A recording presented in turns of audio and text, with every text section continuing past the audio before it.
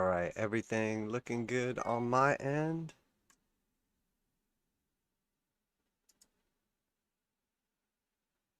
And let's go ahead and get this thing started. All right, welcome back to the channel, Crypto Trend Trader, with a Sunday evening market update. Before we get started, I'd like to remind you this is not financial advice. I'm not your financial advisor. These markets are extremely volatile, so please do your own research and trade responsibly. All right, great. So today we're going to be taking a look at pretty much all four of our regular looks. We're going to look through the traditional markets, cryptocurrencies. We'll take a look at commodities and then also break it down by our tech sector as well. And like always, we will get started with our 10-year treasury yield and US dollar index. So let's start with the 10-year treasury. So we were able to maintain our breakout from the channel, and we are basically just bouncing this green support line here. We came down to it like we were expecting after putting in a basically a high for this entire breakout. So since we've broken out here, we came up and put in like an initial breakout measure move, came back down, retested the breakout, then we put in a new high, came back down once again and did a slightly higher low, and then a higher high, once again a higher low, and now here we did a higher high again, or well, slightly higher high depending if you're going by candle closes or a wick, and now here we're bouncing that same line again. The most important thing here is just that we maintain above that like 1.58 roughly on candle closes, more important than anything. But we are starting to lose strength. We would expect there to be at least a sideways consolidation move out of this range, but essentially what we're planning and expecting here is just an oscillation between this 1.46 until we get up to our 2.08. That's what we're expecting, is essentially to bounce between those two Fibonacci levels. And again, most important thing is to just maintain above that channel breakout with the red on top and the white on bottom here. So now let's take a look also at the DXY dollar index. Once again, we are just paying attention to this breakout that took place. We've broken out of the descending channel on the macro right here, and we are essentially operating inside of this ascending broadening wedge. We have multiple touches on the top here. We have multiple touches on the bottom here. We could come down once again as low as the bottom of the wedge, but more likely than not, I would not expect that to happen. It looks like we came to the top of the range, came back down, tested the heart line of the range, and then often we'll get the break from there. We got the initial break, we closed outside of it, and then opened and closed outside of it again, but then we got a powerful move back down, but we did maintain above the 8, so more likely than not, I would expect us to continue on and break out of this range and get our measured move of the pattern itself. But the most important thing right now is the blue 200 exponential moving average. Now we have actually flipped that over to like a flat slope line, slightly angled to the upside, and the 200 simple moving average is not far behind that as well. So if we can just stay above those 200 moving averages for long enough, we will enter into a trending uptrend as where we have been inside of a long trending downtrend. So if you assume once we move behind or below price action right here and the slope shifted to the downside, that's going back to May of 2020. We were inside of that downtrend for over a year. So, you know, the trend before that, we were in an uptrend from April of 2018. So we were in an uptrend for a solid 2 years. Then we were in a downtrend for about a year. So I would expect if we can flip this back over and, you know, flip the uptrend back over, that we would get at least a year of price action back to the upside of the dollar strengthening in relation to other currencies that's in the basket. So and then if we do get our push up here, or when, I would expect us to come back and retest this descending or ascending break trend line here at about 95 to like 96, at which point in time I would expect the overall predominant downtrend to resume.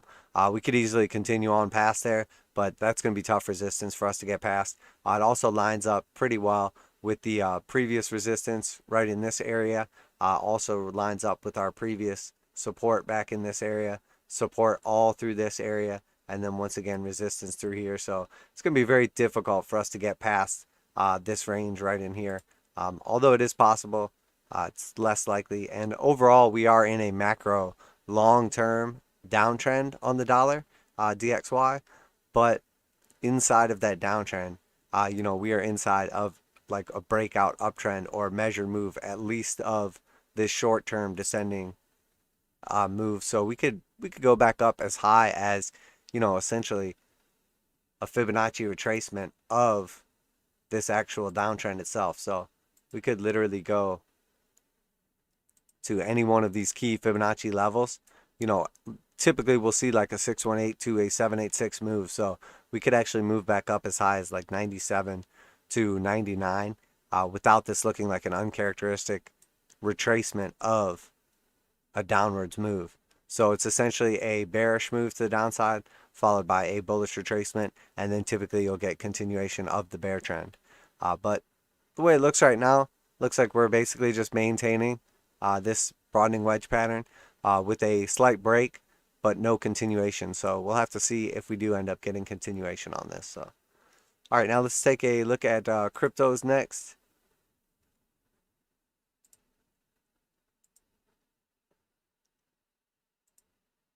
All right, so basically Bitcoin over the weekend.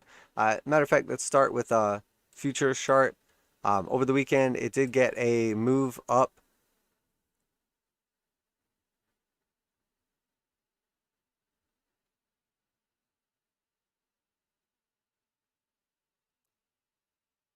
Did it? No, we went down over the weekend, didn't we? I think we closed, yeah, I think we closed at about 60,000 right here. And then we got basically an open lower. So I would expect us to move back up roughly to like that 60,000 range and close the gap, or at least attempt to, before we get continuation either to the downside or to the upside. But last weekend, we left a decent little gap open right here at 55,000 to 54,000 range roughly. So at some point in time, I would expect us to come back and potentially fill that gap. And then again, the same way that we did right here. We opened basically higher, came back down, left the wick, filled the gap, and then got continuation. I would expect the same thing to happen here. At least a gap at some point in time filled down to like 54,000. Right now, the futures chart is looking a decent amount different than the traditional chart. We have obviously that bearish divergence on the daily. This would be technically the fourth drive if we start to lose strength here on the Fisher Transform. And then also we have 1, 2, 3, and then potentially the fourth drive here on the Stoch slope. As you can see, each one is less powerful than the previous to the up or downside, but price has been slowly floating to the upside. So eventually I would expect, essentially like a reset, which is where you get your bearish divergence playing out. Now on traditional markets, we didn't have initial bearish divergence from that first point, but we do have it 1, 2, 3 times right here. And as you can see, because this was open over the weekend, we have multiple red histograms, multiple red histograms, multiple red histograms. So we have a clear 3 points of bearish divergence here already developed. So we'll have to see how these markets like come back into line with each other. But again, this is very clear bearish divergence. And then also, it's actually developed on longer time frames and shorter time frames as well. So here we have, this is our weekly chart, and we can see we have our initial drive up here to a high, and then we have a low, and then a second high right here, and now we're getting ready to cross back to the downside, the blue and purple lines. And we are still above the bullish control zone by quite a bit here, but it looks like we were starting to strengthen to the downside. We did get the buy signal, we did get the sell signal, and then we did get the buy signal again at the top of the range, which is typically a very reliable signal for like pressure to the downside. And then you'll notice here, corresponding to the high, this was our initial high, and then here we got a lower high here on the indicator oscillator, but we got a higher high here on price action. So we have, this is just our initial 2 points of bearish divergence, but we also have multiple histograms in a row on the weekly. So in this case, we're developing our third weekly red histogram. So it looks like to me we're going to get continuation to the downside, at least for a retest. And once again, the key area I'm looking for is like that 43,000 range. I want to see this come down here and get a confirmed bounce off of the 21 weekly moving average. That will be the first retest of the 21, basically since our breakout of 10,500 here back in September. We are overdue for a retest of that 21 moving average, and that seems more than likely at the time, especially the way everything is developing on the chart here. So now let's go ahead and take a look at also our shorter time frames here. You can see also on just to kind of see how the divergence has been playing out. We have an initial point right here on the TJD Jewel Thief. Then we have a second point right here that's lower on the Jewel Thief as well. And then once again, a third point here that's lower on the Jewel Thief. And then you can notice also corresponding in price action, we have a high right here. We have another higher high right here. And then here we have a third higher high. So again, that's 3 drives of bearish divergence on the 4 hour, at which point in time, we got a fairly violent sell-off, got the 821 cross to the downside, came back up and attempted to retest that after finding support on the 89 moving average, and now it looks like we're getting a rejection off of our 21. So we're unable to cross this back to the upside, at which point in time, if this sells back off, I would expect this to come down to the 200. Now again, this is on the 4 hour, but that's going to put us close to like that 55,000 range. And it looks like we're attempting to cross the Stochs back to the upside, but again, if this gets rejected right here, or we get even like a cross and then recross back to the downside, it would correspond with the price action we're looking for. And the reason I wanted to go down to the shorter time frame to sort of like illustrate essentially what we're looking for on that daily or weekly time frame. So in that case, we got the sell-off back down to the 89, which in this case would be like 47,000. That is a quite substantial sell-off from where we're at right now, from 58,000 back down to 47,000. But it would correspond in the same way as the 4 hour with like an 821 cross back to the downside across of our stochastics. And then also, obviously we've sold off already from the TJD TDMACD, but we're losing strength once again on the histogram. We have a red slope line to the downside and, obviously 3 drives of bearish divergence. So just to get a rough idea, obviously the percentages would not be the same, but you can see like the violence of the move. We got that initial bounce from the sell-off off of the 50-55 and then got rejected at the cross of the 8 and 21 and then got that follow through well below the 89. So if we got a similar move right here, it would basically correspond to a sell-off initially down to like 52,000, bounce back up to try to save the cross at like 56,000. Everyone would think that we're continuing to the upside, and then again we would get follow through back down to like the 46 to 47,000 range. So paying attention to that, doesn't have to play out exactly, but just to give you an idea what 3 drives of bearish divergence could look like, playing out.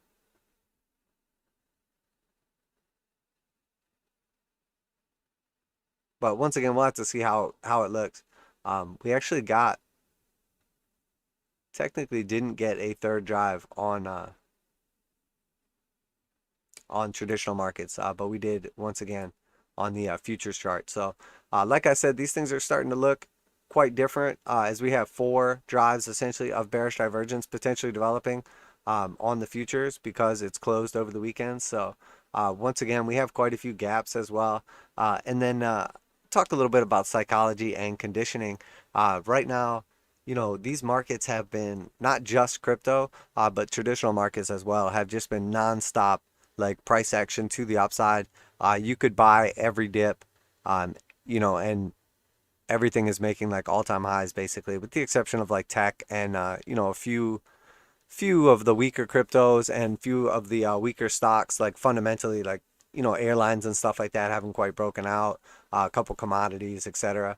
So it's all part of like the whole conditioning thing.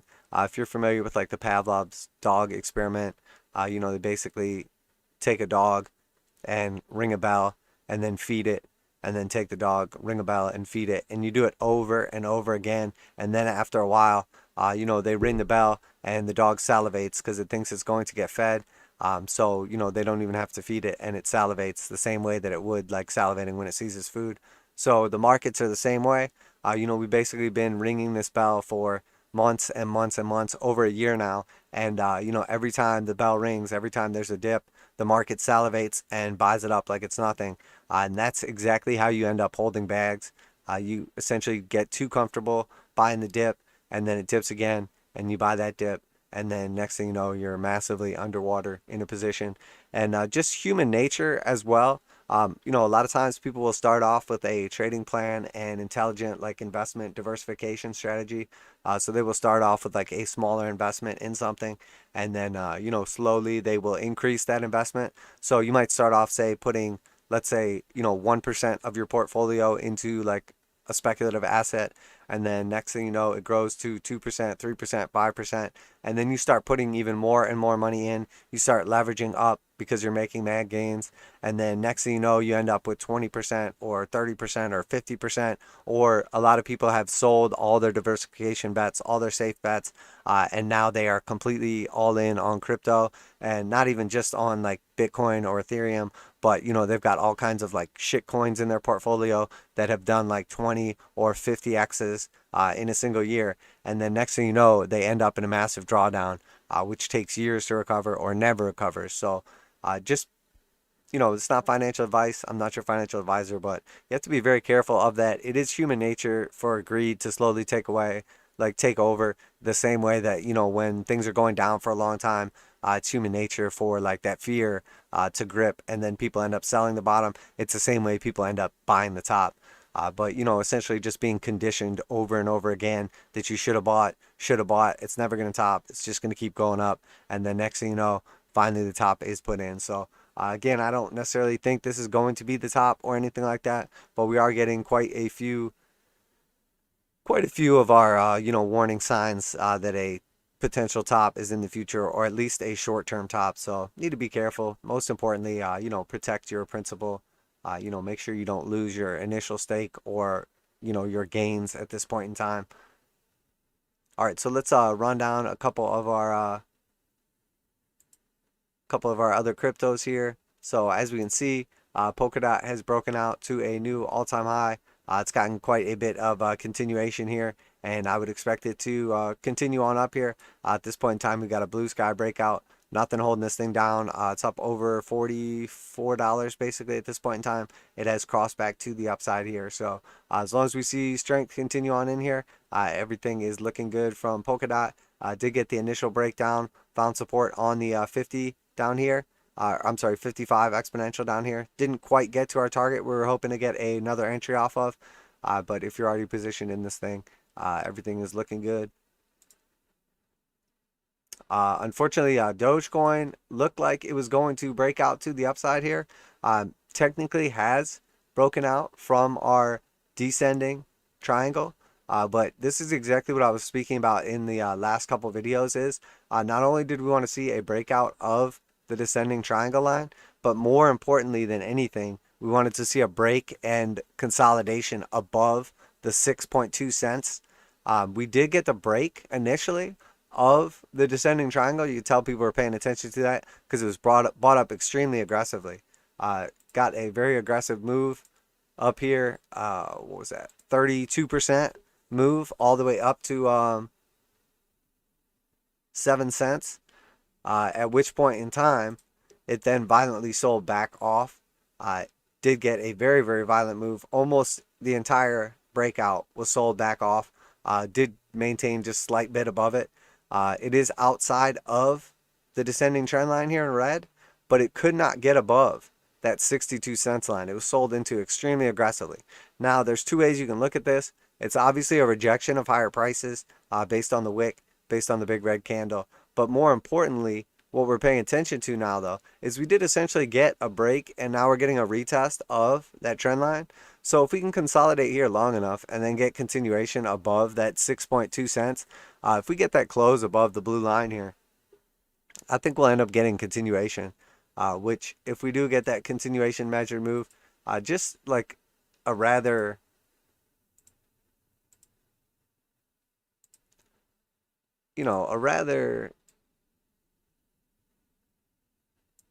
conservative estimate would put us like in pretty nice shape up here, back to at least retest the all-time highs. But again, you have to be very careful with this one because since it topped out back here and got all that attention back at the beginning of February, it's done nothing but basically put in lower highs. So if it does get back up to like 8.5 cents here, or even take out the previous all-time high, I would expect initially quite a bit of selling pressure to come in, as all the people that have been upside down now inside this for months, are potentially going to look to get out of this and then back into something else strong. If we do break out and consolidate up here long enough, though, I would expect continuation on Dogecoin. So Chainlink next, it's looking very similar to what we were just talking about. We essentially had that descending triangle. We got the breakdown back to the bottom, to our target, to our initial entry point here at $24. Since then, we have broken out of the descending triangle. We did come up above and then got a violent sell-off, bearish engulfing candle, but we found support above the breakout point, which again would be a break, a retest, and now we're consolidating. I would expect us to get continuation. So if we can just maintain this range much longer, I would expect continuation to the upside and new all-time highs probably in the near future. Once again, we have to be kind of skeptical once we get back up to that previous all-time high up here at like $35, as again, there's going to be like a decent amount of selling pressure. Also need to be very careful that we don't get a situation where we get a false break and then it's essentially a throwover where we break out of a pattern, get people to buy up here, and then the price pushes back down, and then we get our measure move back to the downside. Keep in mind that violent move we got back to here. Now this was on Kraken, so it's obviously like much more violent than it was on the other exchanges. But if you look at the initial move was essentially the equivalent of what the break would be in this pattern. If we do get that descending triangle break, it's going to take us back down to like $14, $15. So we need to be very careful with this one. But as long as we're getting continuation and staying above this top descending trend line that was resistance, as long as that's acting as support, I would expect continuation. Initially, going to pay attention to a close above $35, at which point in time, we'd be essentially looking at blue sky breakout as well. So, and then Uniswap, Uni, this one's looking decent right now. Got the initial break to the downside of its little like symmetrical triangle here, and then it's slowly just been floating back up. It is getting the hard buy signal. This looks a lot to me like a bullish reset, basically, where the price action essentially goes sideways or slightly down and then just kind of floats back up. Meanwhile, the oscillators just kind of like reset back to the bottom of the range or the middle of the range. So we're now showing strength, multiple green histograms in a row, bullish cross, and hard buy signal right here. We've got the 8 and 21 cross back to the upside. So essentially, I think we'll run back into some resistance right around this range where we're at, maybe slightly above. Also, the red parabolic SAR here. But if we can break through that, basically get that move back up, come back down, consolidate, I would expect continuation again. We'll have to worry about 34, so about like 34.50, as that's like our all-time close high on the daily. But if we can get up to that level again, I would expect some selling pressure, but eventually continuation as well. So once again, Uniswap looking a little weaker than the rest, but not bad. Ethereum was able to push up over the weekend and get a very powerful break. This is what we were talking about. We want to see a break of this top pressure. We basically came back up and retested it. Got the consolidation and then continuation. So once we broke that range and got a new all-time high close, which is what I was talking about, basically breaking through this tough resistance that we had right here. Now we've put in a W pattern and we have essentially like that big bullish continuation up to like 21.36, at which point in time we saw a bearish sell-off, back down, essentially a retest of our breakout line. So typically a W pattern is extremely bullish, especially when the second portion of the W is higher than the initial portion. And then the measured move of that W is basically going to take us the height of the pattern back to the upside. So in this case, if that's our confirmed W break right there, the measure move would take us up to a new all-time high of like 24.59. So about 24.50 would be the measure move to the upside. So if we get that from 2071 where we're currently at now, or if you bought on the retest at 2000, that is a nice move. What is that, about 25%?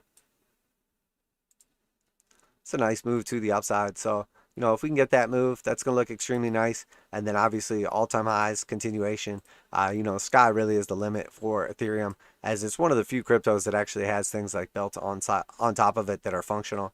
So, you know, you would expect a break of a range and all-time highs to be followed up by continuation. So, but again, we want to pay very close attention to what Bitcoin's doing, because Bitcoin has basically just been going sideways here. So, and then basic attention token, you know, got to its all-time high close at $1.23, and now here it is consolidating, still putting in, you know, regular higher lows. It's able to basically found support on the 21, come back up above the 8, and then essentially just consolidating in this range. It's back up to $1.17 now. So we're basically already retesting that previous high of $1.23. This might just be a cycle high actually, but you know, if we can just start closing here a little longer, I would expect continuation on this one. And you know, we've got quite a few targets for all these various cryptos, but you know, as long as we're above our moving averages, you know, there's no reason to think that we're just going to top out. But the final goal of the 2.618 is at about $2 for basic attention token. So that's a massive move to the upside. It looks like at this point in time, we will probably be getting continuation on this thing, which is going to be another 73% to the upside. So definitely some serious potential on this one, as it has been sort of late to the party compared to a lot of other cryptos, but is fundamentally and technically strong. And also, you know, as other things have been selling off, this chart has been staying strong throughout. So now let's go over to Riot Blockchain, crypto mining company. This one essentially is still working out that descending triangle. As long as Bitcoin is showing weakness and not taking out the all-time high, I would expect this to do the same. We put in the high. We have like 3 stabs of flatline support at the bottom here, followed by multiple tests to the top of the range. And now here on this previous one, you know, this breakout, we basically made it back to the top of the range and got rejected again. So we essentially have like 3 points on the bottom and 3 points on the top here. We could come up another daily candle and get a push back up to like 58 or 59. But as long as we're operating inside this range, as long as Bitcoin is not breaking out to the upside, I wouldn't expect this, as it is primarily, you know, Bitcoin mining operation. So if this descending triangle plays out, it is more than 50% bearish. Typically breaks out to the downside like 60 to 70% of the time. So that's what I would expect to happen on this one. But it's very possible that it's going to do what most of those alts did, where it gets a break, a retest, at which point in time that would look like a buying opportunity if it holds support on the retest, you know, and then continuation. But in the meantime, this is a bearish pattern. It has failed to break out to the upside and is most likely just going to do what Bitcoin does. So that's what I would expect. Watch Bitcoin and you'll see what Riot Blockchain is going to do. And then MicroStrategy, see how Michael Saylor's doing. Once again, showing some strength, trying to cross back up here, trying to get back above the 21 at $700. This thing's still down like 50%. So one of the worst looking stocks. But you could just say this thing got like extremely overheated at the time. But there's no reason to think that as long as Bitcoin doesn't stay in an uptrend and keep pushing to the upside, that eventually this thing won't break through its resistance points here. Now you can't get like a clear, you know, resistance breakout the same way as you normally could, because you don't really have enough points of validation. You could argue that you have, you know, your initial top here, and then one here, and then one here, and then we've broken out, and now we're coming back down to retest it. You could definitely say that. So we'll have to see what kind of strength this thing puts in, and potentially, you know, continuation to the upside. And then again, on the bottom, you know, we have like the initial support level, break of support, and then, you know, clear interaction with that line as well. But again, we only have really like 2 stabs down here. So you'd have to really look at it more like, honestly, if you want to be accurate, you know, and you really still can't get a great pattern going here, but you could come up with something like this or a descending triangle. But either way, you don't quite have enough like points. I like to see 3 points for validation, either on the top or the bottom. So, you know, it's something like this. Overall, you know, this is more of a bullish pattern than a descending triangle is, but either way, you're looking at, you know, roughly a 30 to 60% chance it's going to the upside. So at this point in time, looks like a coin flip. But as long as Bitcoin is still strong and going to the upside. I would expect MicroStrategy as well. As far as I'm concerned, this is just an ETF on Bitcoin. Got overvalued. The premiums were ridiculous there for a little while on this fake ETF, but eventually I would expect continuation. I'm sure Michael Saylor will borrow a couple more $1 billion and buy some more Bitcoin and help move this thing back to the upside at some point in time. If anybody will trust him with money, that is. I'm not sure. We'll have to see also. I don't know if you've noticed also, but quite a few of our main actual legitimate SEC regulated company owners like Elon Musk and Michael Saylor and Dave Portnoy and some of these other guys who were tweeting quite a bit about cryptos and stocks and stuff have really toned it down recently. I suspect that they are either under investigation or worried about the SEC. And probably their lawyers stepped in, like I was saying months ago, and kind of shut them up. You notice like Dave Portnoy was one of the first. Some of the other guys were lagging a little bit, but eventually SEC will step in and at least come after you for market manipulation. And if you know anything about Michael Saylor's past, he's gotten in trouble with the SEC and paid millions and millions of dollars worth of fines. It almost bankrupted MicroStrategy once already. So I imagine they probably have an extra tight eye on him. And then obviously Elon Musk has gotten into quite a bit of trouble with the SEC previously and actually had to regulate his tweets about Tesla. So he's definitely dabbled in the danger zone as well. So, it's more relevant, I think, for Elon Musk because he has an actual legitimate company, as where Michael Saylor just has a fake ETF. But, eventually SEC comes and knocks on your door and just causes trouble for you. And it's going to cost you money one way or the other. Even if you have lawyers on retainer, wasting a bunch of time corresponding with the SEC or your lawyers or in court or whatever is just a pain in the ass. And, time is money, especially for, someone like Elon Musk that's actually doing things. He's got better stuff to do than deal with SEC problems. So I would expect some of that to kind of tone down, but eventually, as long as Bitcoin starts making new highs, I would expect this thing to start moving back to the upside. Potential move though, this could be tough to get back to the all-time high. I mean, because they're not going to buy twice as much Bitcoin as they have now. So I think he has over 5,000 Bitcoin in MicroStrategy's name right now. So it's not likely that they're going to be able to get a loan for another 5,000 Bitcoin anytime soon. To where they could just buy up 5,000 plus more and move this thing. It might even be more than that. It might be 5,500. It might be 55,000. I don't even know. I can't even keep track anymore. But if to get another 5,500 Bitcoin just to move it back to all-time highs, basically double this thing back up. You could tell this thing just went full-on parabolic and is now just retracing. And we actually see in a lot of the commodities they did a similar thing as well. So welcome to everybody that's in here.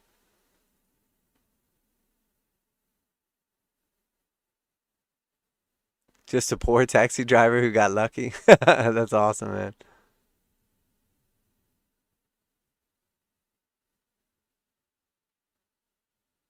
Nice. Sounds like it already changed your life, brother. That's great. Good for you. Yeah, give me a sec. I'll pull it up here. This is actually the end of our cryptos, and then we're going to move over to some of the other asset classes. And I'm guessing, judging by everybody that's in here, you guys are hearing me clear and everything. No problems.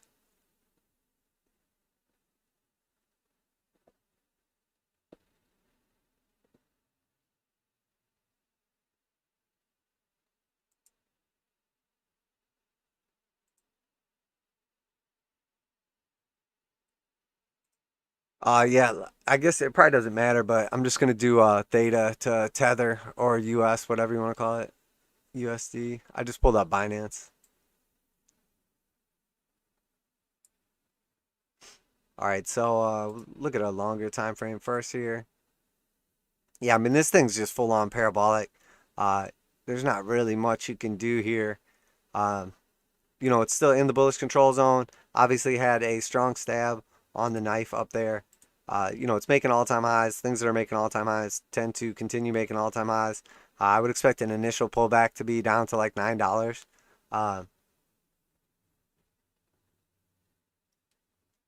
I mean, this thing's probably, I mean, honestly, you got a great entry on it. So you know, even if this did like the typical crypto and pull back like 95 to 97%, you know, 35 cents is like a 97% pullback on this thing.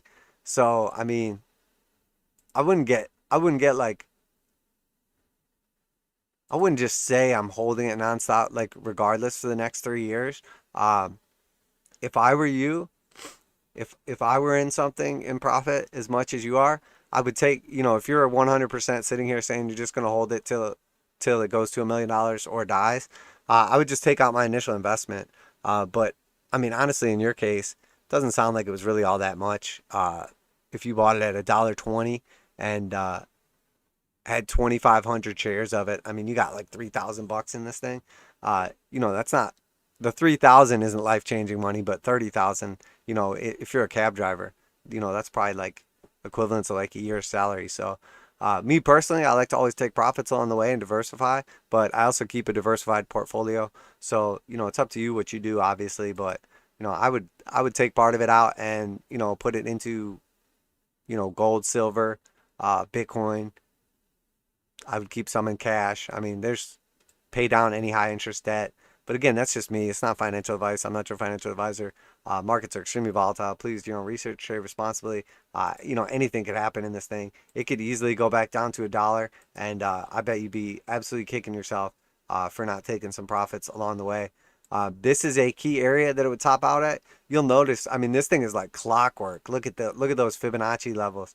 You know, from that previous initial high back in February of 2020, this thing topped out at 18 cents and sold off down to 3.5 cents. Okay. After that, the initial push up right here was to 1.618, the 1.618 Fibonacci extension. The next push up was just shy of the 2. And then the following push was our next target of the 2.618. Typically, that's where I look for things to top out, is the 2.618. In this case, it continued on past that $2.50 range up to the 3.618. But look how clear that topped out. The 1.618 is pretty clear right here on that wick with the powerful rejection. The 2.618 is perfect to the T of that wick, and then consolidating right at it, and then breakout. And now here we are at the 3.618, exactly topping out 2 candles, the close and the open on the weekly. So again, I would expect this thing to sell back off probably to like 8 or 9 cents here. But you know, who knows what's going to happen. I mean, it could easily just keep going up. The 4.236 or 4.618. I mean, the sky really is the limit for this thing. I would basically look at it like this. As long as the 821 cross, which took place back at 10 cents, as long as the 8 and 21 are still crossed on the weekly, you know, it looks bullish to me. So, you know, the 8 and 21 are the furthest they've been away from each other in this whole trend. So the trend is the strongest it has been this entire way up. So I would expect continuation of the trend until it's not. So when would you know, though? You know, you would have to basically, for assuming this, the 21 just kept creeping up here and the 8 just crossed down below it, you know, price action would basically have to go back down below 7 cents, you know, or just go sideways for a long, long time. But essentially, like, it would take this thing to drop down to 7 cents before you would have like a confirmed weekly, you know, loss of the trend. But right now you are underneath the 8, but still above the 21 on the daily. You know, this has happened multiple times throughout the trend at those key fib levels. So here at the 2.618, it happened, came back and saved the 821 cross, and then it happened slightly above, saved the 821 cross, and now here it looks like it's getting ready to happen as well.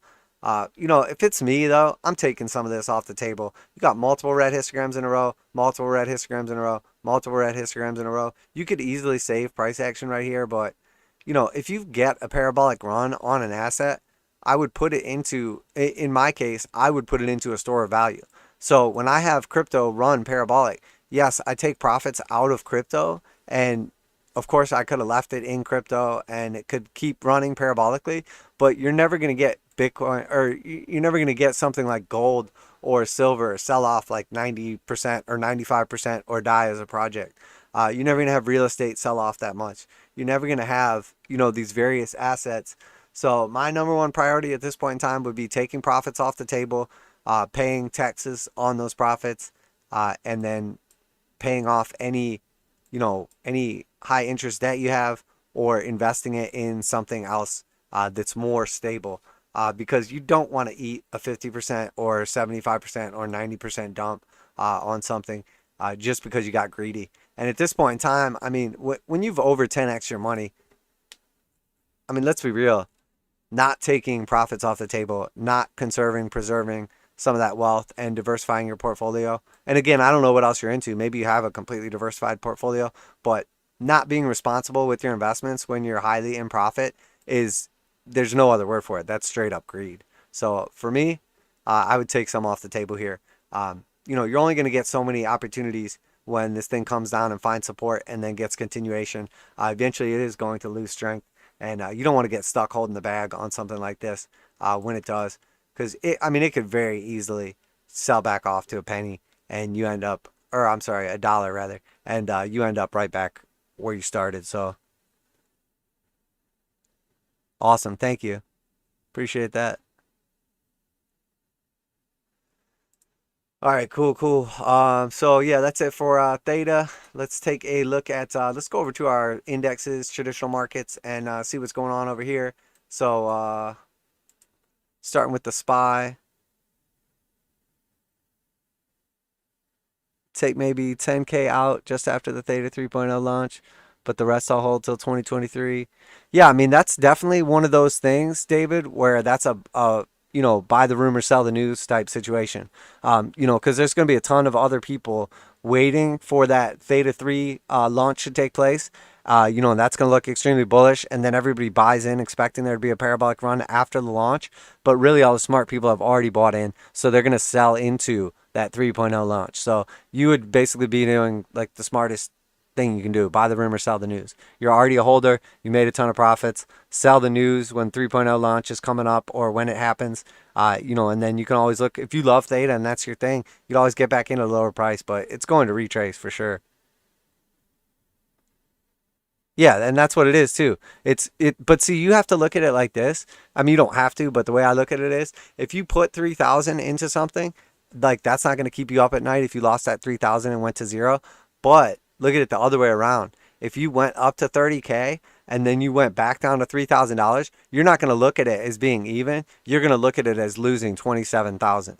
You're going to look at it like you lost $27,000 because you had 30,000, even though 27,000 of it was profit. But if you go right back to where you're at, you're going to sit there and you're going to be up at night thinking, holy crap, I can't believe I didn't take some of that money off the table. I lost $27,000, even though your principal is still preserved.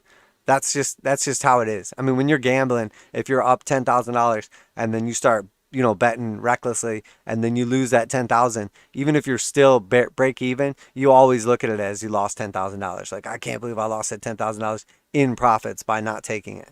So, and that's human nature. Maybe you're different, but, again, I would take some of the profits off the table, maybe just a little bit before the 3.0 launch, but pay attention to the chart, look for it to start showing weakness. But we are at a key Fibonacci level. But again, you take profits at the 1.618 and you're sitting here thinking, oh, I should have just held because now we're at the 2.618 or 3.618 or whatever. But, that's just how I look at it. I look at it as investing, though, not gambling. So S&P, we got that breakout basically. Got that breakout at the end of the week, all-time high. Showing strength in the markets, a breakout above that long-term trending red line, breakout of our ascending triangle. Looks bullish, but we do have bearish divergence developing. This is exactly what I spoke about. I was expecting us to come through here and put in a new all-time high, because if you pay attention, we have the initial high right here on our indicator oscillator right here. We have the second high right here on the indicator oscillators, and now here we're coming up for a third lower high. And you'll notice we have a high here on price action. We have a higher high here on price action. And then we have a third high here on price action. Could easily get continuation. As long as the price is higher, which it already is, as long as the indicator oscillators catch up and, continue up and take out these previous, little bumps here, that divergence would never develop. But right now it's 3 drives of bearish divergence. We were just waiting for the third drive to confirm, which it basically has at this point in time on price action. But you'll notice here, we have a high, we have a lower high, we have now a lower high. If we start showing weakness here, that would be our third drive. And then once again, we have a high, we have a lower high, and then we have a third lower high. And then you'll notice here, this is a key point where we would find resistance at the entry to the bullish control zone, also an attempt to cross the blue and purple back to the upside. So, you know, this could very likely turn into that triple bearish divergence we were talking about. And then also Dow Jones, you know, has done the exact same thing. We have the initial high, we have a higher high, and now we have a third higher high, you know, high, lower high, and a third lower high. Potentially, you know, this one has broken back into the bullish control zone, but again, we have the high, the lower high, the lower high. You know, this thing could still run some and get it. And then on the TJD, TDMACD, we did not get the 3 drives of bearish divergence, only 2 from the initial one and then the second one here. So we have to be very careful. But again, we confirmed a breakout, retested it for strength, and now we're getting continuation. So overall, these markets look bullish.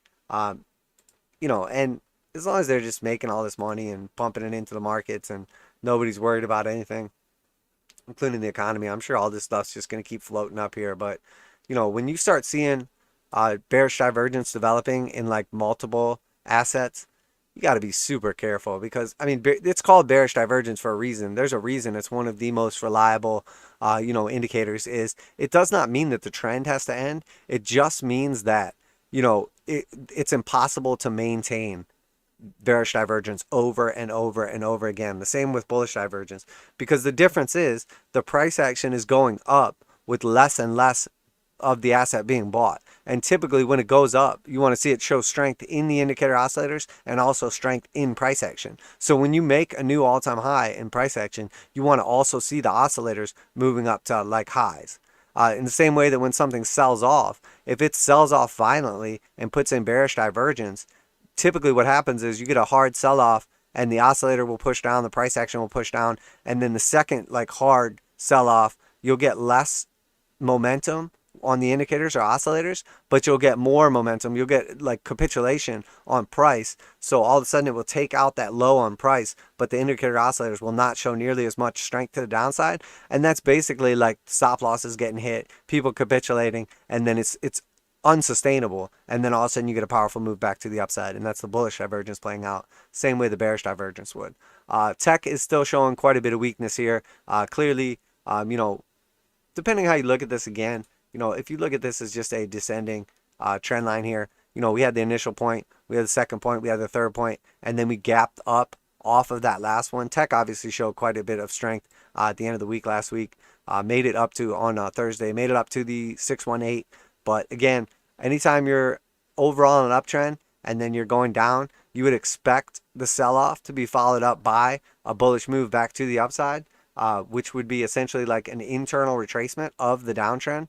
So in this case, I would draw another Fibonacci from the top of the range to the bottom of the range, our initial low down here. And then when you push back up, it's in red here. I'm not sure how well you can see it. I know a lot of you guys look on your phones, so let me brighten it up a little bit.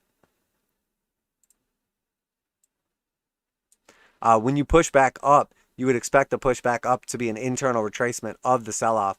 So we're at the 618 in both cases. Oh, I already had it on here in yellow. What am I talking about? Yeah, so we're at the 618 of the retracement right now, which is a typical area would top out, but I would expect us actually to get back up to the 786, because a lot of times what will happen is you'll put in that low, you'll put in a higher low, you put in that like high right here on the micro inside of the retracement, and then often you'll take that out. People will get extremely bullish. It'll push back up to the 786 and then get rejected, and then you'll get more continuation to the downside. We didn't quite make it to my target, didn't quite make it down to the 200 exponential and simple moving averages, but this is still weak right now. But overall starting to look better as we are starting to resume an uptrend with the initial low, higher low, high, and then potential for a higher high, at which point in time, you know, we could start moving back to the upside. Again, I wouldn't try to get overly bearish on any of this stuff right now. You know, the actual like fundamentals of all these markets are up. There's no reason that we wouldn't be going to the upside. There's a ton of liquidity in these markets. We're about to cross 821 back to the upside. You know, but tech is obviously, you know, the weakest of all these markets. So next we've got the Russell 2000 RUT. Once again, lost to 821 to the downside, pumped back up. Oh, and we also did, I meant to mention also, we did leave a big gap here on Thursday. back down at 13,256, but that's right at the breakout level. So if we gap back down or go back down and fill this gap at the 0.5, it's going to look like a break, a retest, and then continuation to the upside as long as that holds. So, you know, if we get that push back down to 13,252, it's going to look like a strong buy as long as that holds. So, Russell 2000 is trying to save that 821 back to the upside. Overall, this thing was like a little late to the party, but looks decent overall. Showing that divergence again here on those initial two drives, on that drive and this drive. But in order to show a third drive of divergence, this indicator could come back up to like 29, and price action would have to come back up and take out the all-time high. So again, it's kind of late to the party, but definitely could still show like a third drive of divergence. But you could argue this thing just got two drives of divergence, and you know, they've already played out. That was a pretty violent sell-off for an index, 10%. So this might be done, and we might just see continuation, but we could also just see this show up a little late to the party on the divergence as well. I have to pay attention. Okay, so we talked about essentially this potential head and shoulders playing out on XLE, energy sector ETF. But basically, what I was looking for here was not a break of the range, more of like a sideways chop, because I do like to see symmetry in between like the right shoulder and left shoulder. And at this point in time, you know, that looks like that's what we've gotten. It looks like we got enough chop that this pattern is not going to look nearly as bearish. It's basically going to look to me like a sideways consolidation pattern at this point in time, which is good. We want to see support hold down here at key support level, Fibonacci level, also key moving average here in white. We bounced it the first time, came back up, came back down, put in a higher low, and now it looks like we're getting ready to take out that high. We basically closed almost directly at it. So any kind of continuation right here, and I would expect us to come back up and take out the previous high. So I think we'd easily get a move back up 10% in you know, next week or two, retest the previous high of this trend and continuation. Still have a very powerful trend to the upside. Basically got like a nice, what I call the bullish consolidation. We get the hard sell, we leave the bullish control zone, come all the way back down, reset the indicator oscillators, and now barely have gone sideways to down in price action, held key support, and now we could easily get continuation to the upside. So as far as I'm concerned, looks bullish, macro and micro, and then obviously also looks bullish like fundamentally. Energy is important, especially if, you know, we start working on infrastructure and everything. So an ICLN, this is like the clean energy ETF. This thing's showing a little bit less strength than most of the stuff we've already looked at, but essentially just operating underneath this descending trend line. Once again, got above the 821 cross. You know, it's still crossed to the downside, but we're well above it. We bounced the 200 exponential and simple moving averages. Still have a positive slope.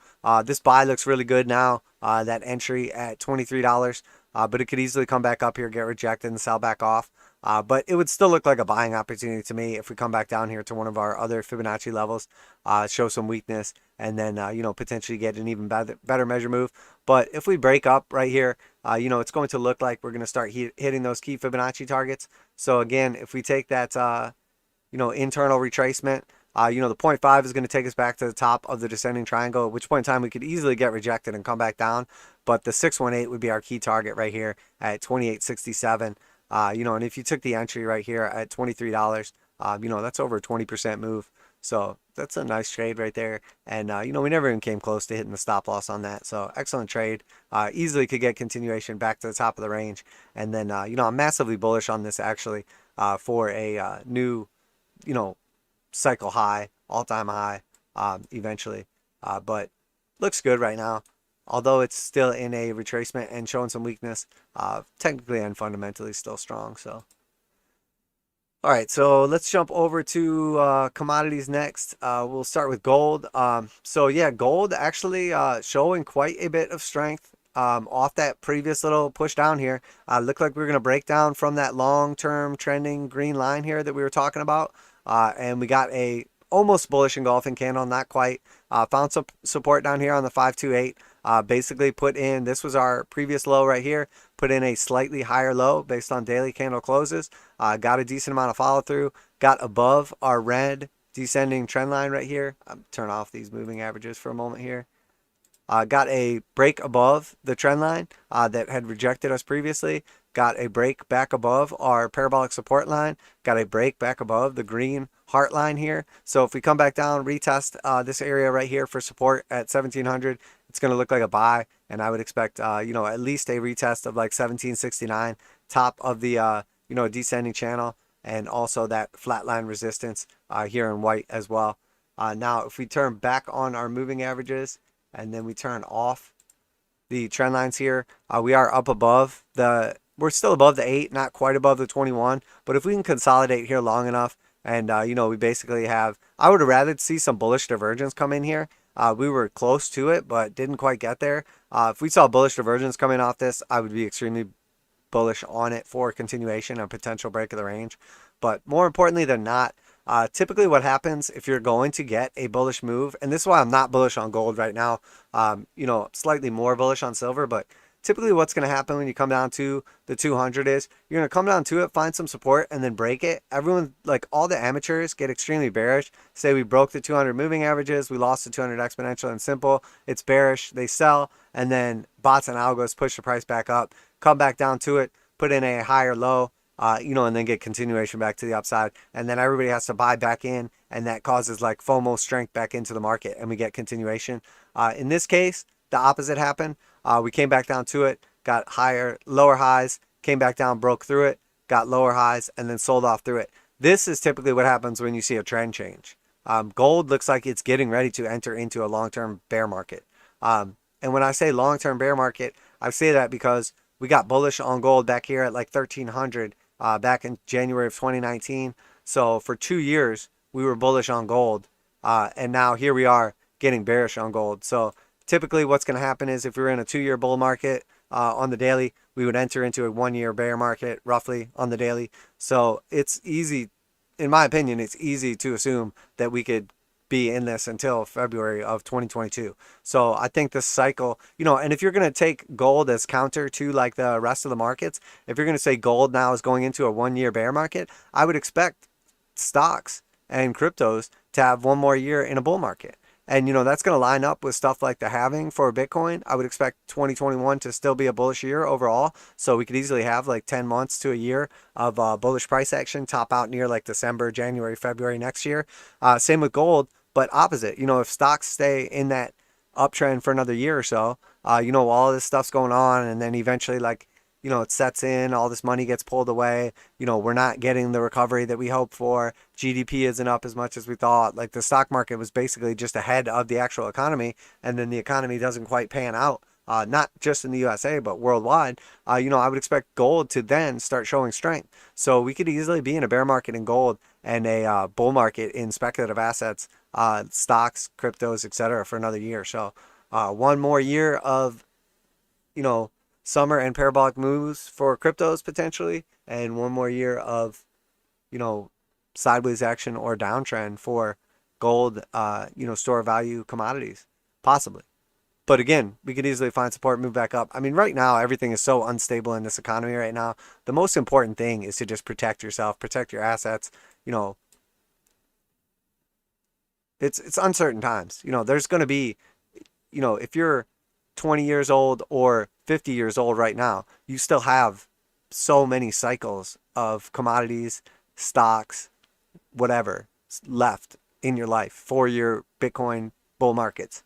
So the most important thing is to just not get wrecked, not to give back all the gains that everyone's made. This has been extremely awesome 1 year bullish, massively profitable for anyone that's in investing. We have a ton of new people into the space, but you also have to be careful because that's like what like the 1930s, 1920s, like whole situation looks like. A bunch of new people enter the space. They got all these people that had never invested before into, stocks, over leveraged, the shoe shine guy and the taxi cab driver. No offense, my man. I'm talking about specific examples, but, shoe shine guy, taxi cab drivers, back then women were not as, into investing. Obviously it was different times 100 years ago, but all these new women coming in, young people, everybody gets into it. Everybody gets over leveraged. Everybody gets like, basically like high on this money and then doesn't realize any of their gains. And then next thing you know, we enter into like the Great Depression and everybody gets wrecked. That's what it feels like now. It feels that you could buy anything right now and it's up. Anything. So that's what it feels like to me right now. It feels exactly like those stories you hear from the 1920s, 1930s, right before everybody gets wrecked. So we're at all-time highs on leverage. We're at all-time highs on, new investors, everything. NFTs are one thing that are clearly in a bubble. It's absolutely crazy right now. So got to be careful with gold, silver, all that stuff. But, if we see a sell-off in... All right, I'll take a sec, actually, and talk about something I saw the other day. Meet Kevin was talking about a video that Kathy Wood did about Bitcoin being a non-correlated asset and like alpha and beta, basically. And the beta is essentially like the percentage that something moves in relation to like an index. So if you take like the S&P or Dow Jones or something like that, and then you look at the beta of like Tesla in like relation to that, the beta is like the multiplier. So it's saying like if the S&P goes up 5%, Tesla will go up 10%. So, your beta is 2 because it's moving twice as strong. Same if it goes down. If the S&P goes down 10%, Tesla would go down 20%. Therefore, like your beta once again is 2 because it's moving twice as much. They were talking about how Kathy Wood essentially was trying to make a point that investing in Bitcoin as a non-correlated asset would decrease the beta of your overall portfolio, and how you could invest up to 50% of your portfolio in Bitcoin to decrease your beta. That's the stupidest thing I've ever heard in my life. That is the absolute stupidest thing I've ever heard in my life. I would love to debate anyone that says that. Because if you look at exactly what happened when the S&P crashed a year ago, what the S&P went down like 50%, and Bitcoin went down from 7,000 to whatever it was, 3,800 or 10,000, 3,800. I can't remember what it was at the time, but it went down like 50% too. So you can't really call that like a non-correlated asset. And then on top of that, that was like an intra-market cycle crash. That wasn't even like the retracement. Historically, every time Bitcoin retraces off of its 4-year cycle, it goes down like roughly 85%. So like crypto went down 85 to like 95 to in some cases 100% as some projects died. Meanwhile, like the S&P continued up, like traditional markets continued up. And then we had that like black swan event crash, and the beta was essentially like 0 because crypto went down roughly 50%. Well, Bitcoin rather. And so did like the S&P and Dow Jones and stuff like that. So if anything, like the numbers are like completely invalidated. So be careful when you hear people saying to put like unrealistic percentages and stuff. And I like Pomp and everything, and I think he's overall like good, influencer in the space. And Max Kaiser's like obviously crazy, but he's entertaining. I consider him to be an entertainer and whatnot. But be careful with these people saying put 100% of your assets in crypto. Diversify your portfolio. Have some of your assets in commodities, some of your assets in stocks, some of your assets in crypto, and you always need a house, real estate, place to live, whatever. Don't be an idiot. Diversify your portfolio. Pay your taxes. I mean, it's simple things that people lose sight of in parabolic bull markets and turn into absolute idiots. People put 50% of their value in Tesla or 100% in Tesla or Bitcoin or whatever it is. Just don't be an idiot, in my opinion. It's not financial advice. I'm not your financial advisor. Markets are extremely volatile. Do your own research. Trade responsibly.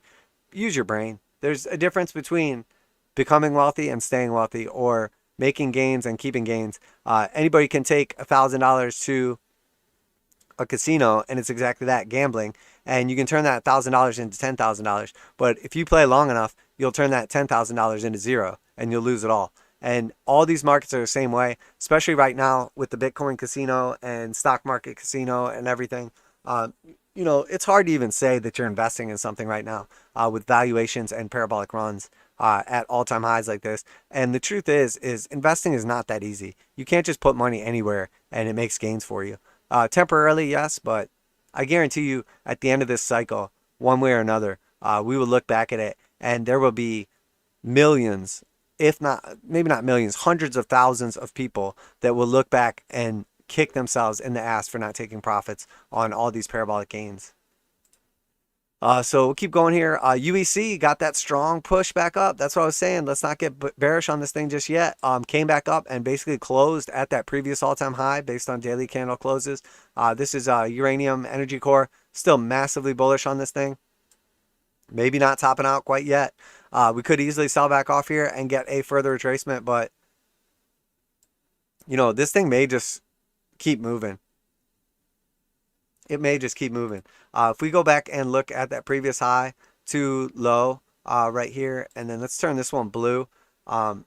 This is another perfect example of what we were talking about earlier with theta. And I'll jump back over in comments here in a second. This thing basically sold off, got its retracement down here, and then you'll notice it got up to the 1.618, topped out exactly. Let me zoom in a little bit. Topped out exactly at the 1.618, came back down, pushed up, topped out again at the 2.618, came back down, retested, came up exactly, topped out at the 3.618. So again, this thing could easily keep continuing to the upside, but once you've hit the 3.618, like for me, the 1.618 is my initial target, 2.618 is my like optimistic target, and 3.618 is like the absolutely amazing, phenomenal, like game stopper target. So we've gotten that. So, you know, we could easily come back up here and get continuation, but we could also get rejected and come back down. So, you know, I'm still not going to be overly bullish on this thing. A lot of times what will happen too, after a massive move like this, it'll come back down, find support, come back up, take out the previous all-time high, and then it will get the retracement that it's been waiting on. But this topped out perfectly at the 3.618. I'm still bullish on this massively, but I'm waiting to see what happens here. I am still in this position. With the majority of my position, but I still think we could easily come back down to like $2 on this, but massively bullish on this. Also, if you pay attention to the massive trend, we did fall just short when we hit that 3.618. We fell just short of the 786 of the whole entire. Let me zoom way out here. I'm going to switch over to the monthly real quick. If you go from the absolute top up here to the absolute bottom right here, you'll notice that the 786 is right up here at 395. We could easily get that continuation up to 395, which we made it up to 321, and that's 372, and that's where we got rejected, was at that 3.618. So we could easily get that tiny bit further push up, exactly hit the 786 internal retracement, and then come down for our retracement. And that would actually like probably wreck a lot of people, as they would buy the breakout from the all-time high expecting continuation, and then all of a sudden it gets a 50% sell-off, like from basically $4 back down to $2. But as long as we stay above, you know, basically $1.25 on this thing, the structure is still intact on this overall, and I would not expect it to get back down that low anytime soon, if ever. But overall, keep in mind we are still inside of an internal retracement of our macro move. So this thing's got massive potential, I think, long term, but you got to be very careful with this, as you know, a lot of times these markets will push back up and trick you into holding on to something and holding through that big boy drawdown, and then, you know, potentially capitulating along the way, when you could be using that as an ability to double your stack when it goes down 50%, rebuying. So now we got URNM. This is just the mining ETF for uranium. Another one that I'm massively bullish on long term. Basically, since we topped out, or bottomed out rather, back here, we came up initially to, this was our 1.618, topped out right here, kept pushing up here, got up just shy of the 2.618. 2.618 would have been 66.49. We topped out just at 63.51. Same thing, we could easily find support here, avert the 821 cross, and get that measure move up to 66.14, hit that Fibonacci target, and then get our retrace. But I do expect it to get back down here, roughly somewhere in this range of like $49. But this thing could easily run away too. I mean, it looks massively bullish. Uranium's massively bullish. It's underpriced. It's one of the few commodities that has not made all-time highs, like silver, oil. There's only a couple out there. And eventually I obviously would expect them to make all-time highs, as they are like a necessity, especially being like energy sector or commodity sector in what could be like an 8 to 15 year bull cycle. So First Majestic starting to show a little bit more strength here. You know, when we sold off this initial top here, I specifically said I was expecting us to get back down here between $13 and $15. We hit my initial target. You know, I did take some entries right here, but didn't get like overly greedy with it. It basically looked like we're putting in a descending triangle. Still does. We've taken out like this descending trend line slightly. We're above it now. We could easily push back down, find support, and then get continuation. But I don't want to get overly bullish in this, as this is a silver mining company, and you know, it's technically like, it's usually like leverage version of a silver play. And we'll look at the silver chart here shortly, which it looks decent but not great. Looks better than gold, but again, not particularly great. So you know, I'm hesitant to get overly bullish on this right now. We are above the 21 again. We closed slightly above it, trying to get that 821 cross. But again, I'm not overly bullish on this thing quite yet, but may have put in our bottom here and get continuation. We did come down basically to the top of the one. So we don't want to see it get back down here too low, but we also could see this pattern fail. But again, if this plays out, you know, and that was our bottom back here, that was our 1, our 2, our 3, our 4 retest of the breakout. You know, I have my target for the 5 up here at like the 1.236 or measured move, first majestic between $37 and $48. So definitely some serious potential to the upside on this thing. You know, potentially a 3x. So USAS, American Gold and Silver Core. You know, this thing sold off pretty violently. Took out the lows, definitely in a downtrend, descending channel. Hit our buy target here very clearly, 0.5 green area. It's coming back up, trying to show some strength, but we are at key resistance right here, slightly above the 8, below 21. Got to see this thing really break out, at least of that descending trend line right there.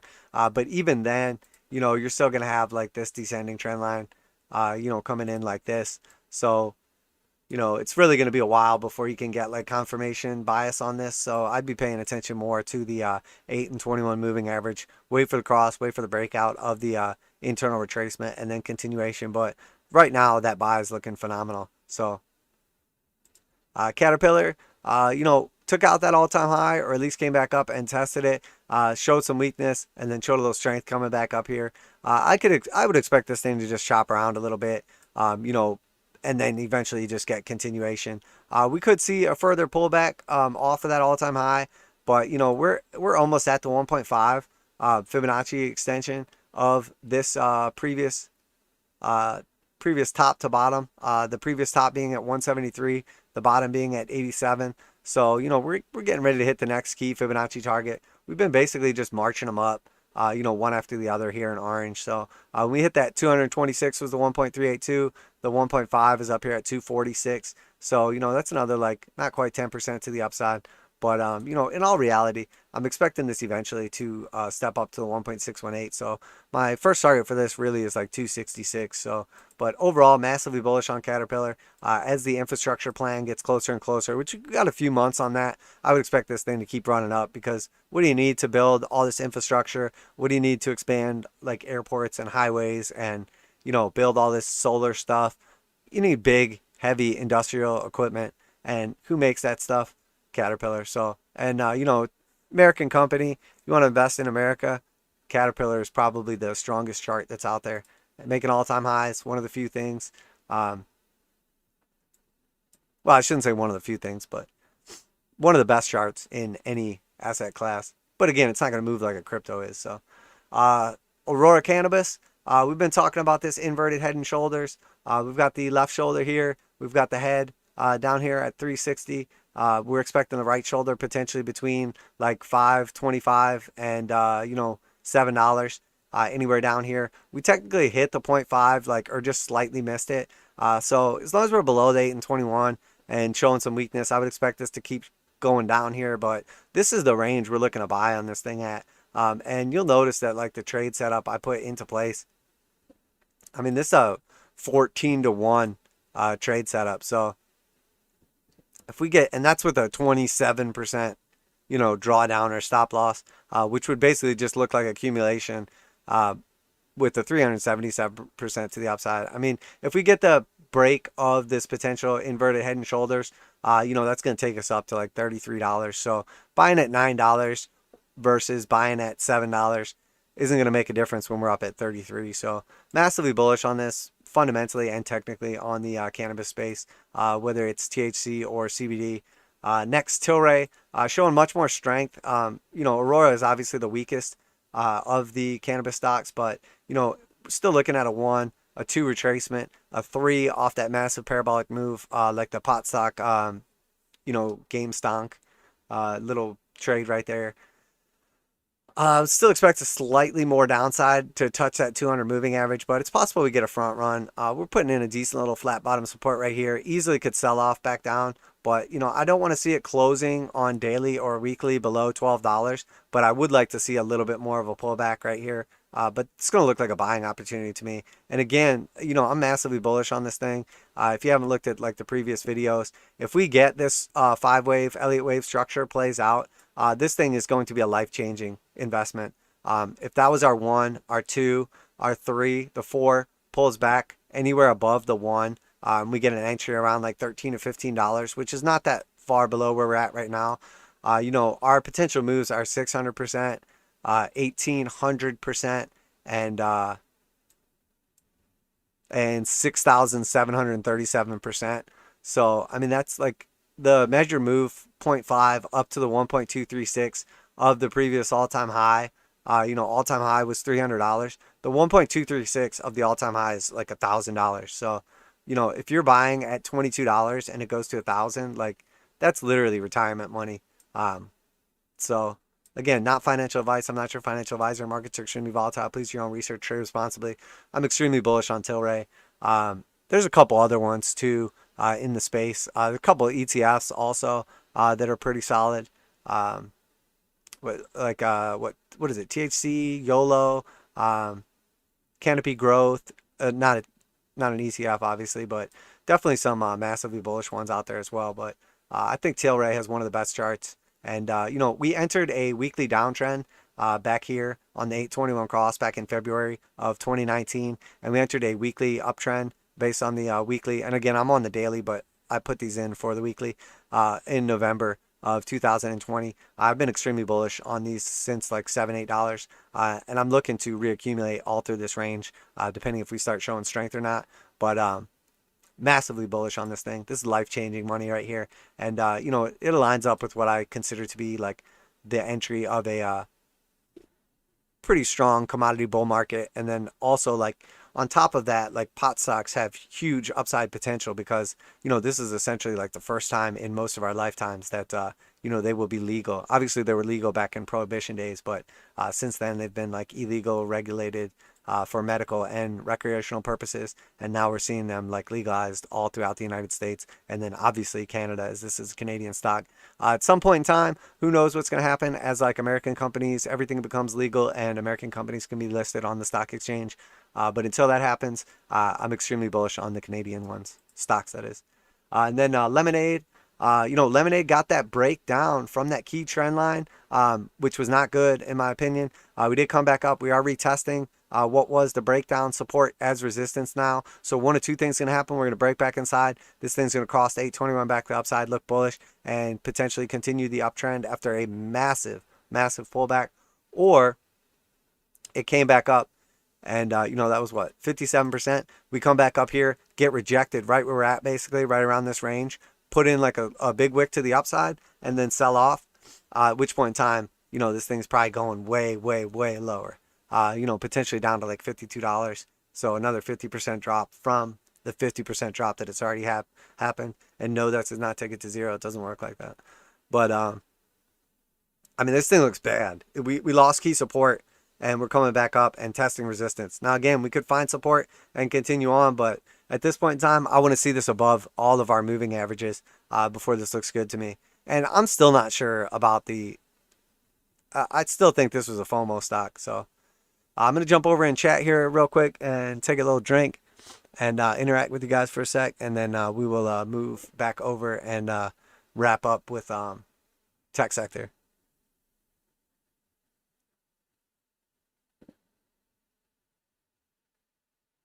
Yeah, I mean it's not advice technically, David, but I'm just saying what I would do, honestly.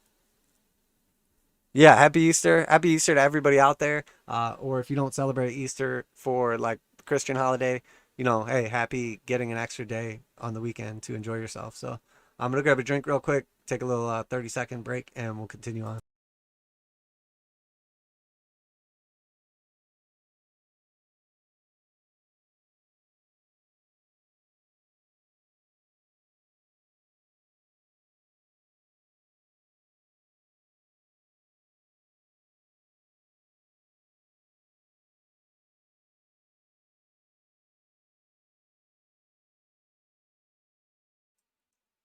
Yeah, and just kind of peeping my other screen over here, I'm seeing quite a bit of weakness in crypto. Bitcoin's like selling off. And as a matter of fact, while I've got a second, let's jump back over to Bitcoin, and I want to talk about a potential chart that I'm seeing right here. I've actually been watching this and anticipating this move to take place, and it's been playing out like perfectly. Um, don't want to get overly cocky on it um, at this time, but basically looking at a inverted head and shoulders taking place.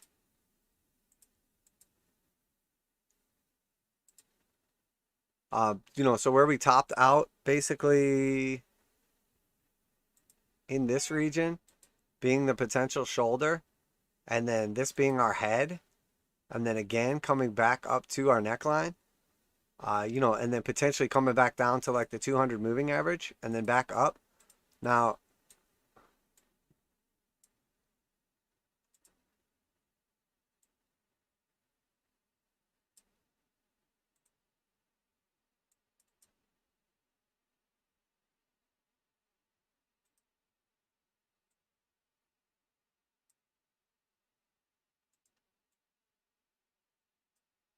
so this is basically what I'm looking at right here. Just a rough drawing of it, obviously. And you could go by wicks, you could go by closes, but essentially this is what I'm looking at. We came up here top, came back down, put in a left shoulder, clear neckline resistance here, right there, and then right here as well. Came down, put in the head, obviously a lower low, started to form like a trend line here.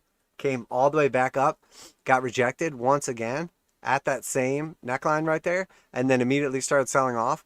That actually lined up perfectly with the 4 hour divergence that I was talking about. 1, 2, 3 drives, and then a sell off.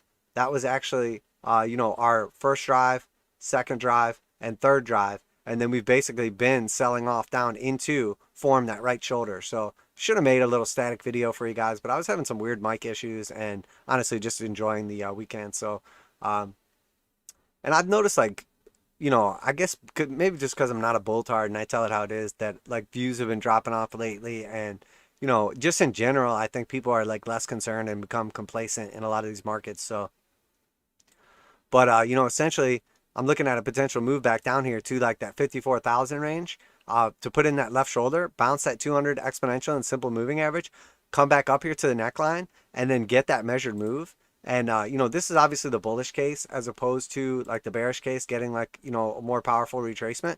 But that would essentially take us up. I mean, it's new highs, obviously, but that would be a massive pushback up here. And then also, if you pay attention to that, that measure move from the bottom to the neckline of the head is also going to take us up. Let me zoom out here again. You can see I have this long-term blue trend line in place. Yeah, it's tough to look at these. It's tough when I try to draw on a chart that already has drawing on the chart. We have this massive blue line going back to 10,000, and then we have the green line going to our bottom right here. So depending which one you're looking at as our parabolic uptrend line, we basically found support here and broke down from it on the shorter time frames, but maintained it mostly on the daily. Put in like a similar move right here, found support, and now here we are all the way up here at the top of the trend. We've lost both of these trend lines, the blue and the green trend line. By the most we've lost them on total this whole entire trend. But typically what happens is once you break down, you'll get a retest, a rejection, and then fall through, or a retest, find support again, and continuation. So here we got a retest off the green one, but we never made it back up to the blue one again. So you could say like, oh, okay, we're just going to sell off now because we lost our parabolic support. Or you could say that this inverted head and shoulders is going to play out. We're going to get the measure move back up, and we're going to retest both of these, the green and the blue trend line, up here at $68,000, at which point in time we would put in a new all-time high, get rejected, and fail to get the trend back up, put in a third drive of weekly bearish divergence on Bitcoin, and then get the retracement. And people aren't going to expect that. People expect that you lose like a parabolic trend line, come back up, sell off. But there's definitely a possibility that this happens and gives us that third drive of weekly bearish divergence. And again, still a lot could happen right now. I don't want to get like overly bullish or bearish on anything, but essentially that's what we're looking at right now, and you know, potentially could happen because this is our top right here, that's our top right here. So it would essentially be less strength coming up, but putting in a new all-time high and giving us that third drive of bearish divergence. So definitely paying attention to that. I don't think this thing's just going to roll over and die. I think people have been getting conditioned over the last like year plus to basically just be bullish, bullish, bullish, bullish, and then all of a sudden, you know, start selling off a little bit. People start getting bearish. People say this is probably it. This might be it. I hear some of the 100% permanent Moonboy bulltards already talking about how this might be it. You know, this could be it. This could be it. That's when I expect it to do the opposite, push back up, put in a new all-time high, and then wreck everybody as they get bullish again and say, oh, I don't know what I was thinking. But, you know, essentially we've just been operating inside of all these patterns. Descending, you know, wedge right here, ascending, wedge right here, descending wedge, ascending wedge, descending wedge, broke out of that descending wedge, and now here we entered into another ascending wedge, broke out of that, potentially forming another descending wedge, you know, at which point in time the breakout of this descending wedge, you know, would basically just correspond with that move potentially to the upside. So what I'm paying attention to right now is this descending broadening wedge that's in place right here on the micro, and see what happens with that. But overall, I definitely feel like this Head and Shoulders has potential because, you know, we could break down on this and then a breakdown off of this resistance, which is where we're at right now, which we're already selling off fairly well off of that resistance. But a breakdown of that back down to the bottom of the range, bottom of the wedge, and also put in our right shoulder is still going to be inside this descending wedge. Now, again, we only have 2 touches on the top and 3 on the top and 2 on the bottom. But, you know, breakdown to this range, you know, 54, 55,000 is going to look like a buying opportunity. And then at which point in time, we come back up to the top of the wedge, hypothetically, break out of that, and then we get our measured move break of the wedge itself, which again, if we say like from the bottom of the wedge to the top of the wedge, a breakout from the breakout point of the wedge, and then that breakout point is going to take us up, up, and away of the neckline of the Head and Shoulders, which would potentially take us up to the top of the range. So again, not going to get overly bullish on this. This is not financial advice. I'm not your financial advisor, but if we can get back down here somewhere in this range right here, and then potentially get even if we just get, you know, essentially if we take out that previous low by a lot, starts looking bearish, whatever, that's fine. 4% stop loss, you know, 8% gain to the upside back to the neckline. That's our initial like potential trade on this thing. You know, or maybe even let's throw 3 in place here. I'll show you exactly what I'm looking at, you know, for a potential trade off of this range. I would take a slightly lower entrance, keep my stop loss around 4%, and then this would be the move up to the measure move break right here, at which point in time we could get rejected. That is a 3-to-1 trade. And then finally, if we just take our final and most optimistic trade, again, off of like that same range right here, but potentially up to our new all-time high of $67,000. And again, still running a 4%. So I run tight stop losses. I don't mess around. That's 25% move. That's over a 6-to-1, 25% gain on Bitcoin. I mean, I would expect obviously alts to run as well, as most of the, well, a lot of them are making all-time highs. So that's what I'm looking at. These are my trade setups, you know, entries of 55.4, 54.7, and, you know, 54,000 with potential targets to the upside of the neckline at 59, maybe basically 60,000, 61,500, and then finally 68,000. So those are what I'm looking at. And, you know, that's a little hidden gem, too, for the people who just, like, watch the TA and then jet after I do the crypto. They're not going to see that one. So it's a little bonus for you guys that stuck around here. And then also I'm going to knock out silver while I'm here, too, before we go to tech. So silver, same situation, basically as gold, a little more bullish. We came down, found support, exactly where I was saying, off of our blue and orange line here. We stabbed down below the 200 exponential, but bounced it back up slightly above the 200 simple. Slope is still to the upside, still showing more strength than gold. But you know, I wanted to see some kind of divergence develop, which did not happen. Silver, I think, could run back up here as high as like 26.50. Premiums are still high on this thing. But again, you know, I'm not bullish on silver like short term. I still think there's a good possibility we end up back down at like 22.50 to like $23, $24, somewhere around $23. $22.50 to $23 looks likely to me still. But we'll see how it plays out. Premiums are still really high. typically silver doesn't move until no one's paying attention to it. So when the premiums come down on silver, I'll suddenly get bullish again on it, as usually people forget about it, and that's when it moves big. So because nobody was interested in silver at like 15 bucks, everybody said silver was dead, and then once it hits 30 bucks, everybody wants in. Premiums at all-time highs, etc. So Tesla showed quite a bit of strength. Again, I was looking to see some kind of divergence take place, some bullish divergence. Didn't get it. Didn't get down to the 200 exponential or simple. Got above the 821. Sold off of the 55 exponential. Still above the 8, slightly below the 21. I'm still not bullish on this thing yet. Long term, I'm bullish on this. We did hit my initial target potential here. Didn't quite hit the 200 exponentials. It's definitely possible the 200s just got front run, and that's it. That's our low. We're going to continue on, but I still expect Tesla to have a big dip. If the Elliott wave 5-wave structure is going to play out how I expect it to, the initial wave was back down from $35 all the way up to $200 basically, at which point in time we got almost a 6.8 retracement, 6.18 retracement.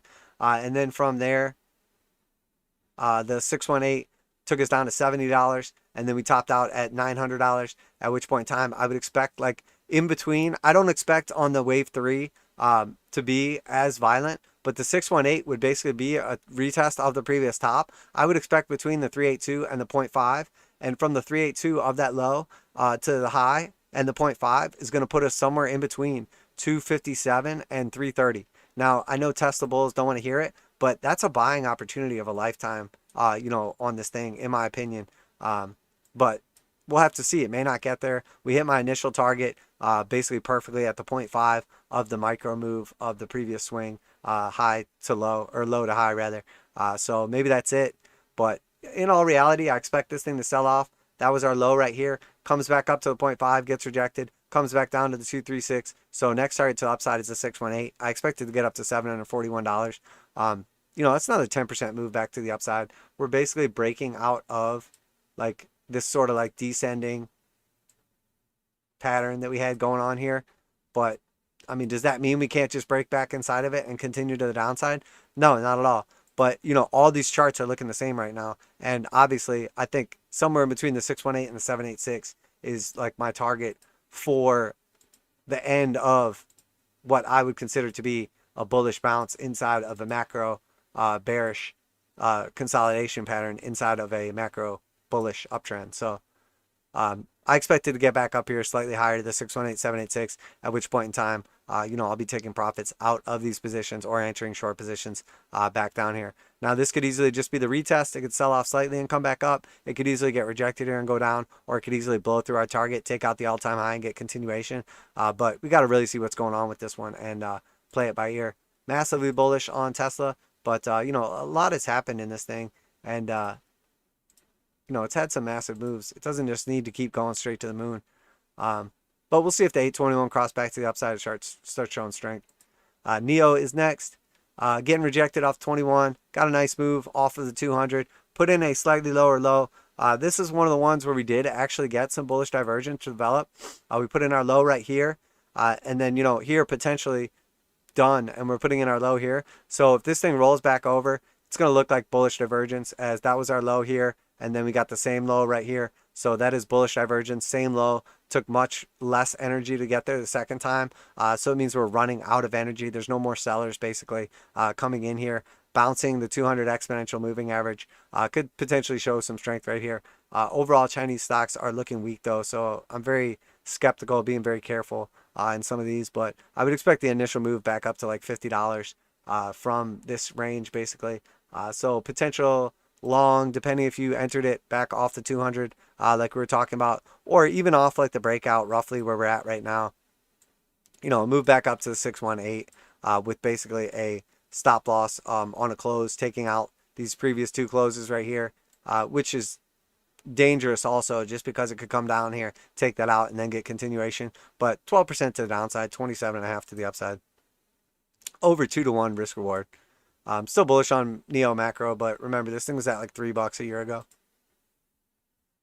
And it's not a crypto, it's a stock. So Alibaba, BABA, bouncing the 528, extremely weak. below the 200 exponential, below the 200 simple. 200 exponential has already rolled over to the downside. This thing is or very close to entering into a bear market. It's down off of its $320 high, down to $224, about like 40%, 30 something percent, 30%. It looks weak. It's one of the weakest right now, but this is an area I would expect to find strength. If you look at it as like this was our 1, that was our 2, this is our 3, this was our 4 potentially invalidate, and then that was our 5. We could be selling back off here and retracing like this entire structure. Now this is the macro 2 to 3, so that was our retracement of the 1. That is our 3, and now the retracement of this 3, the macro back down here from 129 to 319, the retracement of that entire wave. So this is like a micro inside of like a macro 5-wave structure. So we have the 1 all the way up to here, 2, 3, all the way down to here, the 4 potential retrace that we'd be entering into right now. But that retrace is actually part of a bigger move, which was this is our micro move, Elliott wave structure. And this happens a lot of times inside of a pattern. You'll get like another one. So that was our 1, 2, 3, 4, slightly invalidated right here. But if you're looking at the weekly, it doesn't look as bad. It looks like we basically found support here, which is what you want to see on longer time frame. Get the 5 move up right here, a retracement back down to like the 0.5. Essentially, we almost made it there, but you could potentially expect like something between like the 0.5 and the 618 right here, and it still looks decent. But you don't really want to see it taking out this $200, which is why I put it up like slightly higher right here. So that's what we're looking at. A potential move back down here to $200. I'm massively bullish on Alibaba overall and expect continuation. Entry points around like 210, 215, somewhere around there for a wave 5 target of 436, over 100% move, or the 2.618 Fibonacci extension, 624, which is a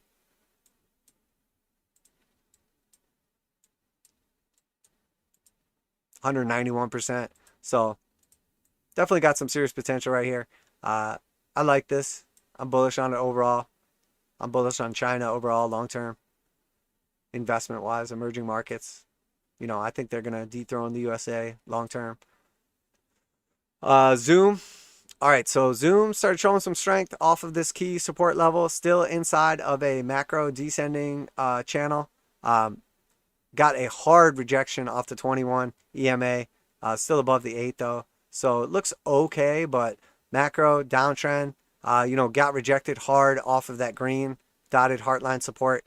Looks like it's going to come back down here and retest the lows. That's like a full-on like doji shooting star candle rejection, at which point in time you would expect follow through in the opposite direction. Hard sell signal at the bottom of the range though. So if it sells back down here, I'm going to be looking at least like an internal buy of this channel back down off the bottom of the channel of like a 40% move to the upside. So while this thing could easily still have like more downside potential, this looks good for at least a like scalp swing trade, something like that. So if the bottom of the channel breaks on like daily candle closes, I'll potentially be looking to get out of this position, with like a 7 or 8% stop loss. But if you take a buy off the bottom of this channel, with 8% stop loss, you're looking at like basically like a 5x move to the upside, 5 to 1 risk reward rather, 36% move to the upside, 5 to 1 risk reward. I'll take that coin flip all day, because if it's 50% chance we find support here, just throwing that out there is 50-50, either it breaks or find support. I'll take a 36% move to the upside if I'm right versus an 8% move to the downside if I'm wrong. And then if it breaks out of the channel, I'll get out of that trade, and then I'll just look for another key Fibonacci as support. Potentially like the 382 down here at 254 or the 0.5 at 195. But, we're basically just, this looks a lot like gold. Descending channel in the middle of an overall bullish macro uptrend. PayPal, same thing. Looks very similar. Got the rejection. Technically got like a technical breakout, depending how you draw this, of our resistance right here. but you know, putting in a hard doji rejection right there, easily could come back down, retest the top of the channel, retest the 236, retest that low right here, at which point in time it's going to look like a buying opportunity. I'd want to see some kind of bullish divergence coming in. We didn't quite get it on anything here, but this could also have massive moves still to the downside. A retest at 200 exponential simple or even a 382. But overall, starting to look good. A lot of these things technically have had like a breakout of their descending pattern, but you know, one thing that's very important to remember is horizontal resistance and support is much more reliable than like a diagonal, because diagonals are subjective depending what time frame you're looking at, what you're looking at, resistance, support. You can move them around. There's much more like possibility that it should be here and you have it here, or it should be here and you have it here. As we're on a, you know, a flat bottom, support, support, support, support, you know, that's very clear. Anybody can see there's a clear support right here at that 236. So the idea of trading is the psychology of identifying what other people are looking at. So whether you're looking at a chart in India, South Africa, China, USA, whatever, you know, we're all looking at the same thing. Whether you're using, you know, Fibonacci's or, you know, support lines or moving averages or whatever, the key is to look at the thing that everybody's looking at. And typically the number one most common thing people look at is either moving averages or flat bottom support resistance. So that's what we're paying attention to, much more reliable than all these diagonal trend lines. So PayPal looks like it could still have some downside, but back above the 8 and 21. Let's see if we can confirm the cross or if we get a rejection and continuation here. Apple is next. Apple, man, this thing still looks super shaky. Got our confirmed breakout, came back down, found support, gapped up, sold off. I mean, still looks good overall. I'm still in a position on Apple, but I'm not getting overly bullish on this thing. Potential target to the upside between 133 and 136. You know, it's about like 10% from like the 120 range we took it at, but again, this thing could easily show weakness and just dump back down here. Overall, I'm bullish on Apple, but you know, tech does not look that strong, and you could easily just see them all just roll back over. Looks like we're going to confirm the 821 cross, potentially back to the upside. If that happens, I'll get much more bullish and start looking to all-time highs. Pinterest next. Pinterest showed quite a bit of strength here. We didn't get any bullish divergence, which is once again what we're looking to happen through this range. Clearly front ran the 200 exponential and simple, but overall this has been looking much more bullish than other assets. Finding support on the 89. You know, gap down below it like quite a bit here on the second attempt, but then just been showing strength after that. About to cross 821 back to the upside. I expect this thing come back up to the highs here at $89. Or potentially if we lose strength to the low of 57 at the 200 exponential simple moving average down here. But this thing looks strong. Looks stronger than most of the other stuff does. VanEck Vector ETF Trust Semiconductors, SMH. You know, got a massive gap up here. Potentially coming back down to fill the gap at 243, but that's looking like a buying opportunity to me. We're at the 886 right now. We could easily get rejected here and continue to the downside, but you know, as far as like the micro inside of this retracement right here, we've got a low, we've got a high, we've got a higher low, we've got a higher high. You know, I would expect it to come back down, fill the gap right here at 243, and that's going to look like a buying opportunity to me to come back up and at least retest the all-time high. Not a great trade to be had right here, but it's still 2-to-1 on 3% just to retest the previous all-time high. And then if we start looking at our Fibonacci extensions, you know, can go ahead and throw a couple trade setups in here that I'll be paying attention to. My personal self, I'd be looking for like a 1.236 move, 3-to-1 potential trade to the upside, and then potentially something a little more along these lines, like a little lower of a entry point, similar stop loss, but the 1.618, which is going to be $289, 22% to the upside, with once again like a 3, or I would say probably move it to like a 5% stop loss on that one. So we're not getting like overly greedy, but basically looking at like a 5-to-1 risk reward ratio. So, and again, you can move this one down slightly lower and then have a slightly better risk reward ratio, but you don't want to get like too greedy with these. Essentially what you're paying attention to is, are we going to continue on this micro uptrend, putting in like higher lows and higher highs. So basically, depending when it happens, if we start taking out this potential parabolic trend line right here, we'll start getting worried about this breaking down. So that's where our initial stop loss would be if we broke down from that parabolic trend line. And then the second one would be if we came down and threatened this previous low right here. And then the third one, obviously, if we invalidated that. So, but overall, I'm massively bullish on semiconductors. I think that, this is just an ETF, but I think like if we start to see like American companies developing semiconductors, expanding, whatever, I think it'll be a massively bullish space as, we're starting to like get away from the globalization and a little bit more towards like nationalism, which I think overall is bad for like the world, but good for the strength of economies, as like supply chain breakdowns have clearly been an issue throughout this situation. Walmart, still paying attention to Walmart here. Got a nice move back up since we were talking about it. Got the flip of the slope line back here. Could get a similar situation like this where it gets rejected though, but we are still inside of a descending broadening wedge. Now, one thing to really pay attention to on Walmart though, this is going to look extremely bullish if it comes back up and gets a potential breakout. But look right here. This is what I'm looking at. This massive gap right here. We have a gap from 144 down to 139. So we could easily come up, get that gap fill back to 144, and then this thing dumps back inside of the channel, and it was just like a fake out gap close, gap fill, whatever you want to call it. At which point in time, we come back down inside of this pattern. Now, we could easily get rejected here also. We're underneath the 200 exponential moving average, underneath the 200 simple moving average, and we're losing slope. We've lost the 200 exponential slope already. 200 simple is going to roll over if we stay under it long enough. But don't want to get overly bearish on Walmart, as overall it's been like a beneficiary of the situation over the last year. But this, if we get like this potential gap fill move right here, with a 4% stop loss from the entry of the gap fill up here, that's like a 8.5 to 1 risk reward just to come back down to the bottom of the channel. So we'll have to see what happens here. Play this one by ear. But there could definitely be some serious potential downside for this in the long term.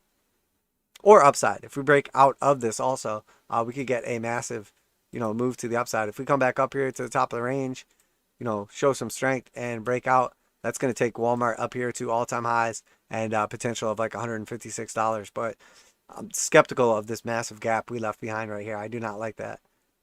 Looks like we're going to come back up here and fill it one way or the other. It's just a matter of, do we get rejected off this point right here, or do we come back down? If we see a breakout right here, fill the gap, come down, find support right here, then I would take a long on this as well. So you have potential trade in either direction. That looks good. It's just a matter of letting the market tell you. And that's, everybody always acts like they know what the market's going to do or whatever. Nobody knows what the market's going to do. Market will tell you what it wants to do. But that's a nice trade to the upside. 3 to 1 risk reward with 4% stop loss, like 12% to the upside. So let's look at Cathie Wood's funds. This is ARKK, double bottom right here. Showed a little bit of divergence basically. Bullish divergence, got a nice push back up to a lower high. We want to see it take out this previous internal high right here, at which point in time come back up to a key Fibonacci level from the high to the low. But as far as I'm concerned, man, I saw, I can't remember who it was. Somebody pulled up the other day, like search results for like Cathie Wood, ARK Invest, like, etc. And they're like down massively. So, I think a lot of people probably have lost faith after like 50% pullbacks, like 30 and 50% pullbacks in like all these different funds. But I would expect this thing to get back up at least to the 0.5, come up here and like, depending where we're going from on the Fibonacci's. Oh, so we already hit the 0.5 basically retracement. I would expect to get back up to 618. So 136, but at that point in time, we might see like massive amount of people using that as a selling opportunity. So got to be careful with this one, as we could basically see, it's not the tool that I wanted.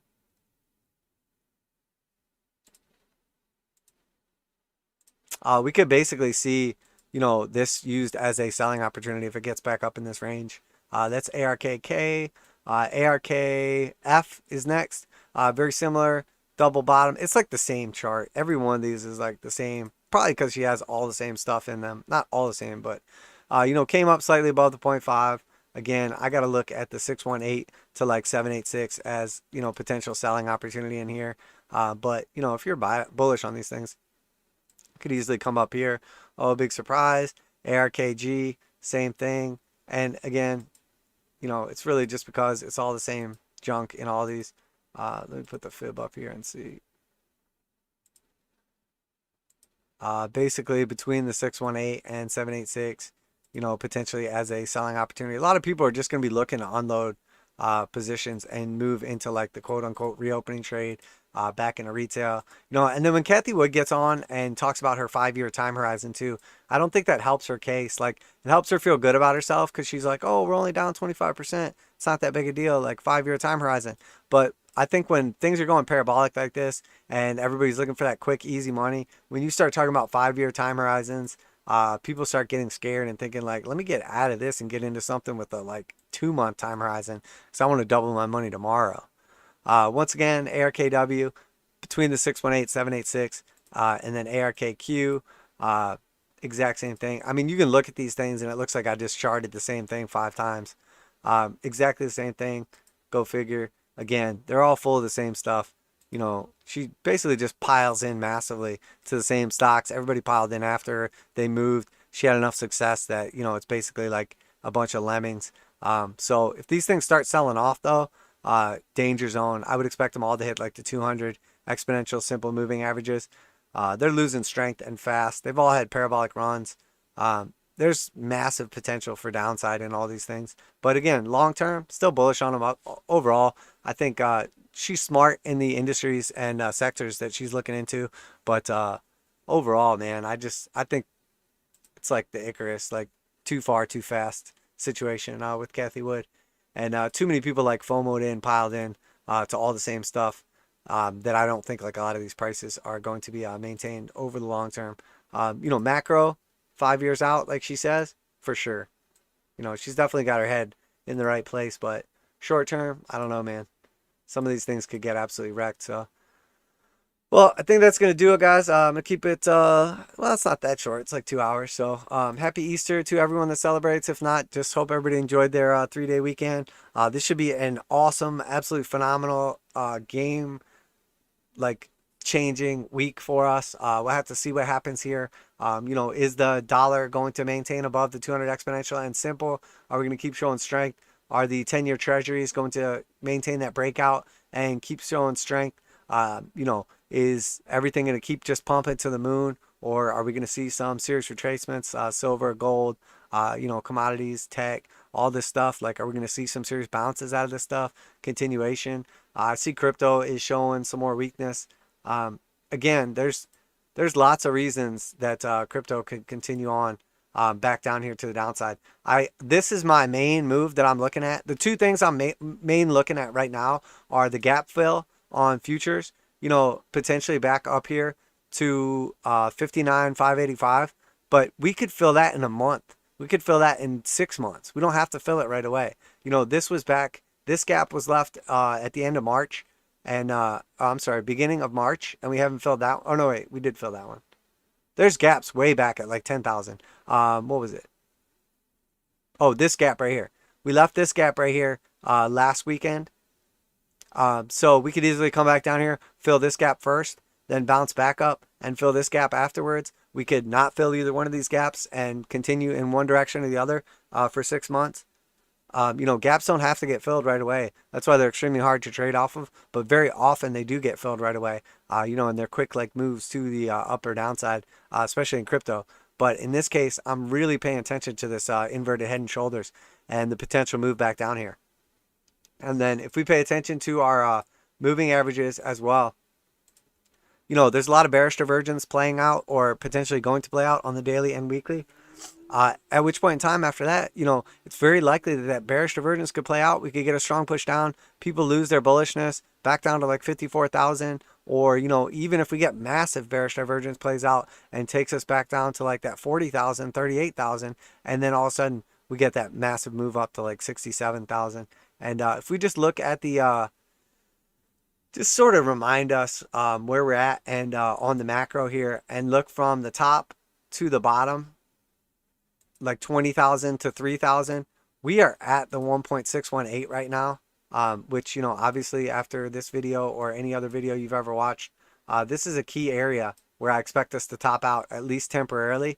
Now we could easily get continuation, and if we do, you know, 2.618 is my next target, and that is $118,000. So, you know, massive potential still to the upside, but there's also, you know, some serious potential back down here to the downside as well, at like 48,000. So don't want to get overly bullish, don't want to get overly bearish. Want to actually like look at what the charts are telling us, and you know, be smart, be safe, protect our capital, protect our principal, you know, and you know, make gains, diversify our portfolio. Key rebalancing has been taking place, is taking place currently right now in these markets. So, you know, it's very important that we keep that in mind, as well as we have the end of the quarter going into, you know, second quarter of the year. We have, you know, basically like a lot of stuff's reopening right now. World is going back to normal. You know, we're going to see money shifting around all over the place. We're also at, basically like we were talking about last video, that 1 year mark from when a lot of people took positions. So you have essentially like long-term capital gains tax kicking in versus short-term. So it's basically like a 50% reduction in tax. If you're looking at paying like, you know, 28% versus paying 20%, you know, that 8% difference is 50% of the taxes you have to pay. So a lot of people are just going to, you know, play it smart, reposition their portfolios, take profits, you know, a lot of opportunities here. Also have to keep in mind too that a lot of people have massive losses. You know, if you basically, it's a little different in traditional markets versus crypto, but in crypto sometimes you want to take a loss and then just rebuy right back in. Again, not financial advice. I'm not sure financial advice. These markets are extremely volatile. Please do your own research, trade responsibly. In the United States, in traditional assets, here's a little tip, trick, whatever that I use. If you sell an asset, like say I sell Tesla at a loss, and realize that loss. Say I lost 20% on Tesla and I lost $10,000. Okay, I can use that $10,000 loss to offset my $10,000 in gains and not pay taxes on a different $10,000 in gains. The problem is I'm not legally allowed to rebuy into Tesla for 30 days. I have to wait 31 days to buy Tesla again, or a similar asset, which it's a little less similar on stocks, but like you can't just buy like the same ETF, same space ETF and say, oh no, I bought a different one. Well, it's same space. So you have to be, there's like a big gray area right there. But say I did that with Tesla and then I wait 30 days and then I buy back in and it's still around the same area and then it goes back up. I'd write off that $10,000 loss to offset $10,000 in gains and I'm right back in the exact same position. So I basically, all it cost me was trading fees, which a lot of times you can get 0% trading fees. Now, the reason they make you wait 30 days is so you can't just realize that loss, buy right back in, and then you're exactly guaranteed right back in the same position. And then you can just do that, purposefully take losses on stuff so you don't have to pay taxes on your gains. In crypto, that's not the law. In crypto, you can do that. You can literally, if Bitcoin drops 20%, you can sell, you know, $100,000 in Bitcoin, take a $20,000 loss, and then literally 2 minutes later, rebuy that same Bitcoin. And then you still can write off that $20,000 loss. And now you can sell some of your other Bitcoin and offset that $20,000 loss, your gains with that $20,000 loss. You can do that as many times as you want. So you can basically make it so you can pay no taxes on crypto by offsetting on losses. You know, I think eventually they'll close that and they'll make it the same as traditional stock markets as they regulate it. But in the meantime, you know, you're literally paying, if you're paying 0.25% or 0.5% or 0% trading fees, you know, you literally just say cha-ching, cha-ching, cha-ching. Every time there's a 10, 20, 30, 50% drop, you are just selling and rebuying. You know, now the problem is with that situation is if you have something that's already up massively and selling it will give you a gain.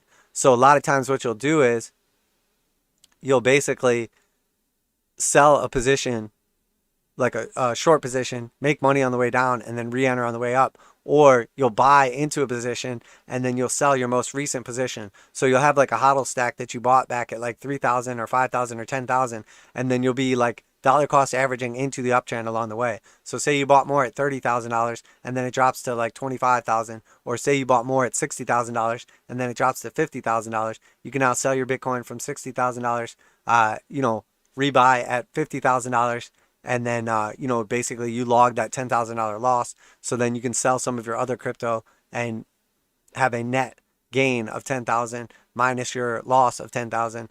So you basically wash and don't pay taxes on that $10,000. So it actually cost you nothing, but saved you capital gains tax on that $10,000. So basically just using your losses on purpose to offset gains. So it really is like a risk-free environment if you play it smart, play it right. But the problem is that if you have massive gains from way back when, from a year ago or whatever, at 3,000 or 4,000 or 10,000, if you sell that $10,000 Bitcoin now at $50,000 after a $10,000 loss from $60,000, it doesn't work like that. It still looks as a $10,000 buy and a $50,000 sell. So you have to pay taxes on that $40,000. So, but when you buy into cryptos, there's not like, it doesn't go like first in, first out. It doesn't say like, okay, you bought Bitcoin at $3,000. So the first Bitcoin you sell now, you have to pay taxes on from 3,000 to 60,000. You can use whatever Bitcoin you want as long as you can offset one buy with one sell. It's which one you want to do. So now again, the regulation on that might change over time. They could fix a lot of these like little tricks and stuff, but there's a reason the rich stay rich and the poor stay poor is, high profile tax accountants, attorneys, lawyers, all this stuff, like know all these little tricks and stuff to keep from having to pay taxes. So, and again, I'm not your accountant. I'm not a CPA. It's not financial advice. I'm not your financial advisor. These markets are extremely volatile. Please do your own research, trade responsibly. I definitely encourage you to look into some of the potential useful tricks and tips that you can use to offset some of those gains, as a lot of people are going to be paying a lot of taxes this year on anything they sell. And I always say it, but profits aren't real until they're realized. So if you're up 10x or whatever, but you don't take any money out of the markets, you're really not up. You're up on paper, but are you really living a better lifestyle because of it? And people say like, I bought Bitcoin and I'm never going to sell it. Those people are rich. They don't need to sell it. They're planning on giving that to their kids or whatever. Like if you're not rich, if you don't own a house, if you don't own property, if you don't have, a nice car and your own business, or, live comfortably or whatever, like, I mean, what are you investing for? You could die tomorrow. You might as well at least like live it up a little bit. I'm not saying go out there and recklessly like spend money and buy a Lambo, but it's okay to have a nice house and some nice things. If you're trading full time now and you weren't before, it's okay to buy a nice computer. If you're driving Uber or something like that and you're driving something kind of beat up, it's okay to have a nice vehicle. Invest in actual things that are going to make you money long term, like a trade setup, nice setup, comfortable chair, big screens so they don't hurt your eyes. All that stuff's going to help you be more comfortable making money, the same way that a car that you're driving every day that gets better gas mileage or more reliable or whatever is going to help you if you're delivering pizzas or driving Uber or whatever. Invest in things that are going to make you money. One thing people, and I'm going to leave you with this, I'm going to get out of here after this, guys, but one thing people forget very often is, there's two different kinds of investments. There's like a passive investment where you're basically like investing in other people. When you buy into a company or a stock or something like that, or crypto or whatever, you're investing in the work of other people to help make you money. So you're looking for someone that's successful and has potential to make money for you. But then there's investing in yourself, like educating yourself, learning how to do something, a skill or whatever. Or like I said, like investing in your own business. Like, if you're trading full time now, a nice computer setup. If you're driving a cab, or Uber, whatever, a nice car to drive yourself in. That's investing in your own business. The only reason that people invest in like stocks and other businesses and stuff is they've already been successful and now they've like capped out how far they can make gains on. It's like a businessman who owns a business by himself and then he buys employees. He's investing in those employees to help make him more money, and he's willing to give them part of that money. So he pays them to work for him to help him do the job that he can't do by himself because he's already capped out on his maximum potential by himself. And that's the same way that you like invest in stocks and other companies. Like Warren Buffett says, like, I don't buy stocks. I buy companies. I just buy parts of them. So like when he buys into a stock, he looks at it as buying part of that company. And that's really what it is. You're buying part of that crypto or part of that company. You're buying part of that project. You know, a lot of times when people look at returns and stuff, they're looking at like what is a you know, financial advisor, what's an investor really want to make? Like 7%, 10%, 20%. That's great. But if you start your own business, or if you have your own business and you expand it or whatever, you can make exponentially more money than that. I mean, if you start a business with $1,000 and in 1 year you grow it to $50,000, you 50x your money. There's nothing out there that you're going to buy stock wise or crypto wise or anything else that you're going to 50x your money reliably in. But if you take $1,000 and invest it in yourself, invest it in a business, invest it in a dream, you're going to be much happier, and your success is directly based on your own quality of work, time, effort that you put into it. So that's when I say invest in yourself, I really mean it. You know, and think about it like this, like, you know, from $1,000, let's say $5,000 to $50,000 in the first year, still 10x. And it's reliant on you and how much time you can put. And then you have financial freedom, independence, security, like everything. Invest in yourself. That's the number one investment. The reason rich people don't invest in themselves anymore is they've already invested in themselves. They can only do so much in a day. So they've already maxed out that potential. So then they expand into other people. They try to find people and projects that they can invest in. So instead of investing in themselves for the same reasons, they invest in someone else who they see their own qualities, same qualities, etc. in. And that's why people look for mentors. They look for someone like themselves that's going to teach them to grow and be successful. And then like mentors look for apprentices where they see their own characteristics in those apprentices, because it's the same situation. They say, oh, this guy reminds me of me. I'll throw some money his way because I believe he can be successful following the same game plan I did.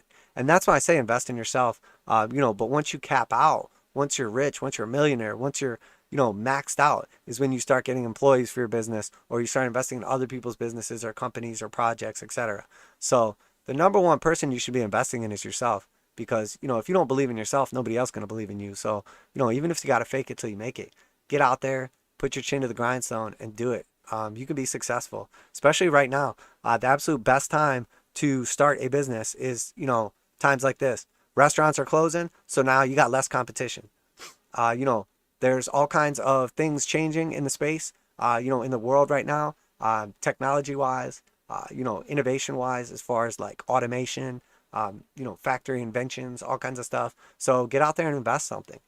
Find an innovation. Find something that needs to be done better, but people already need. That's why I love Brave Browser. It does something people are already doing.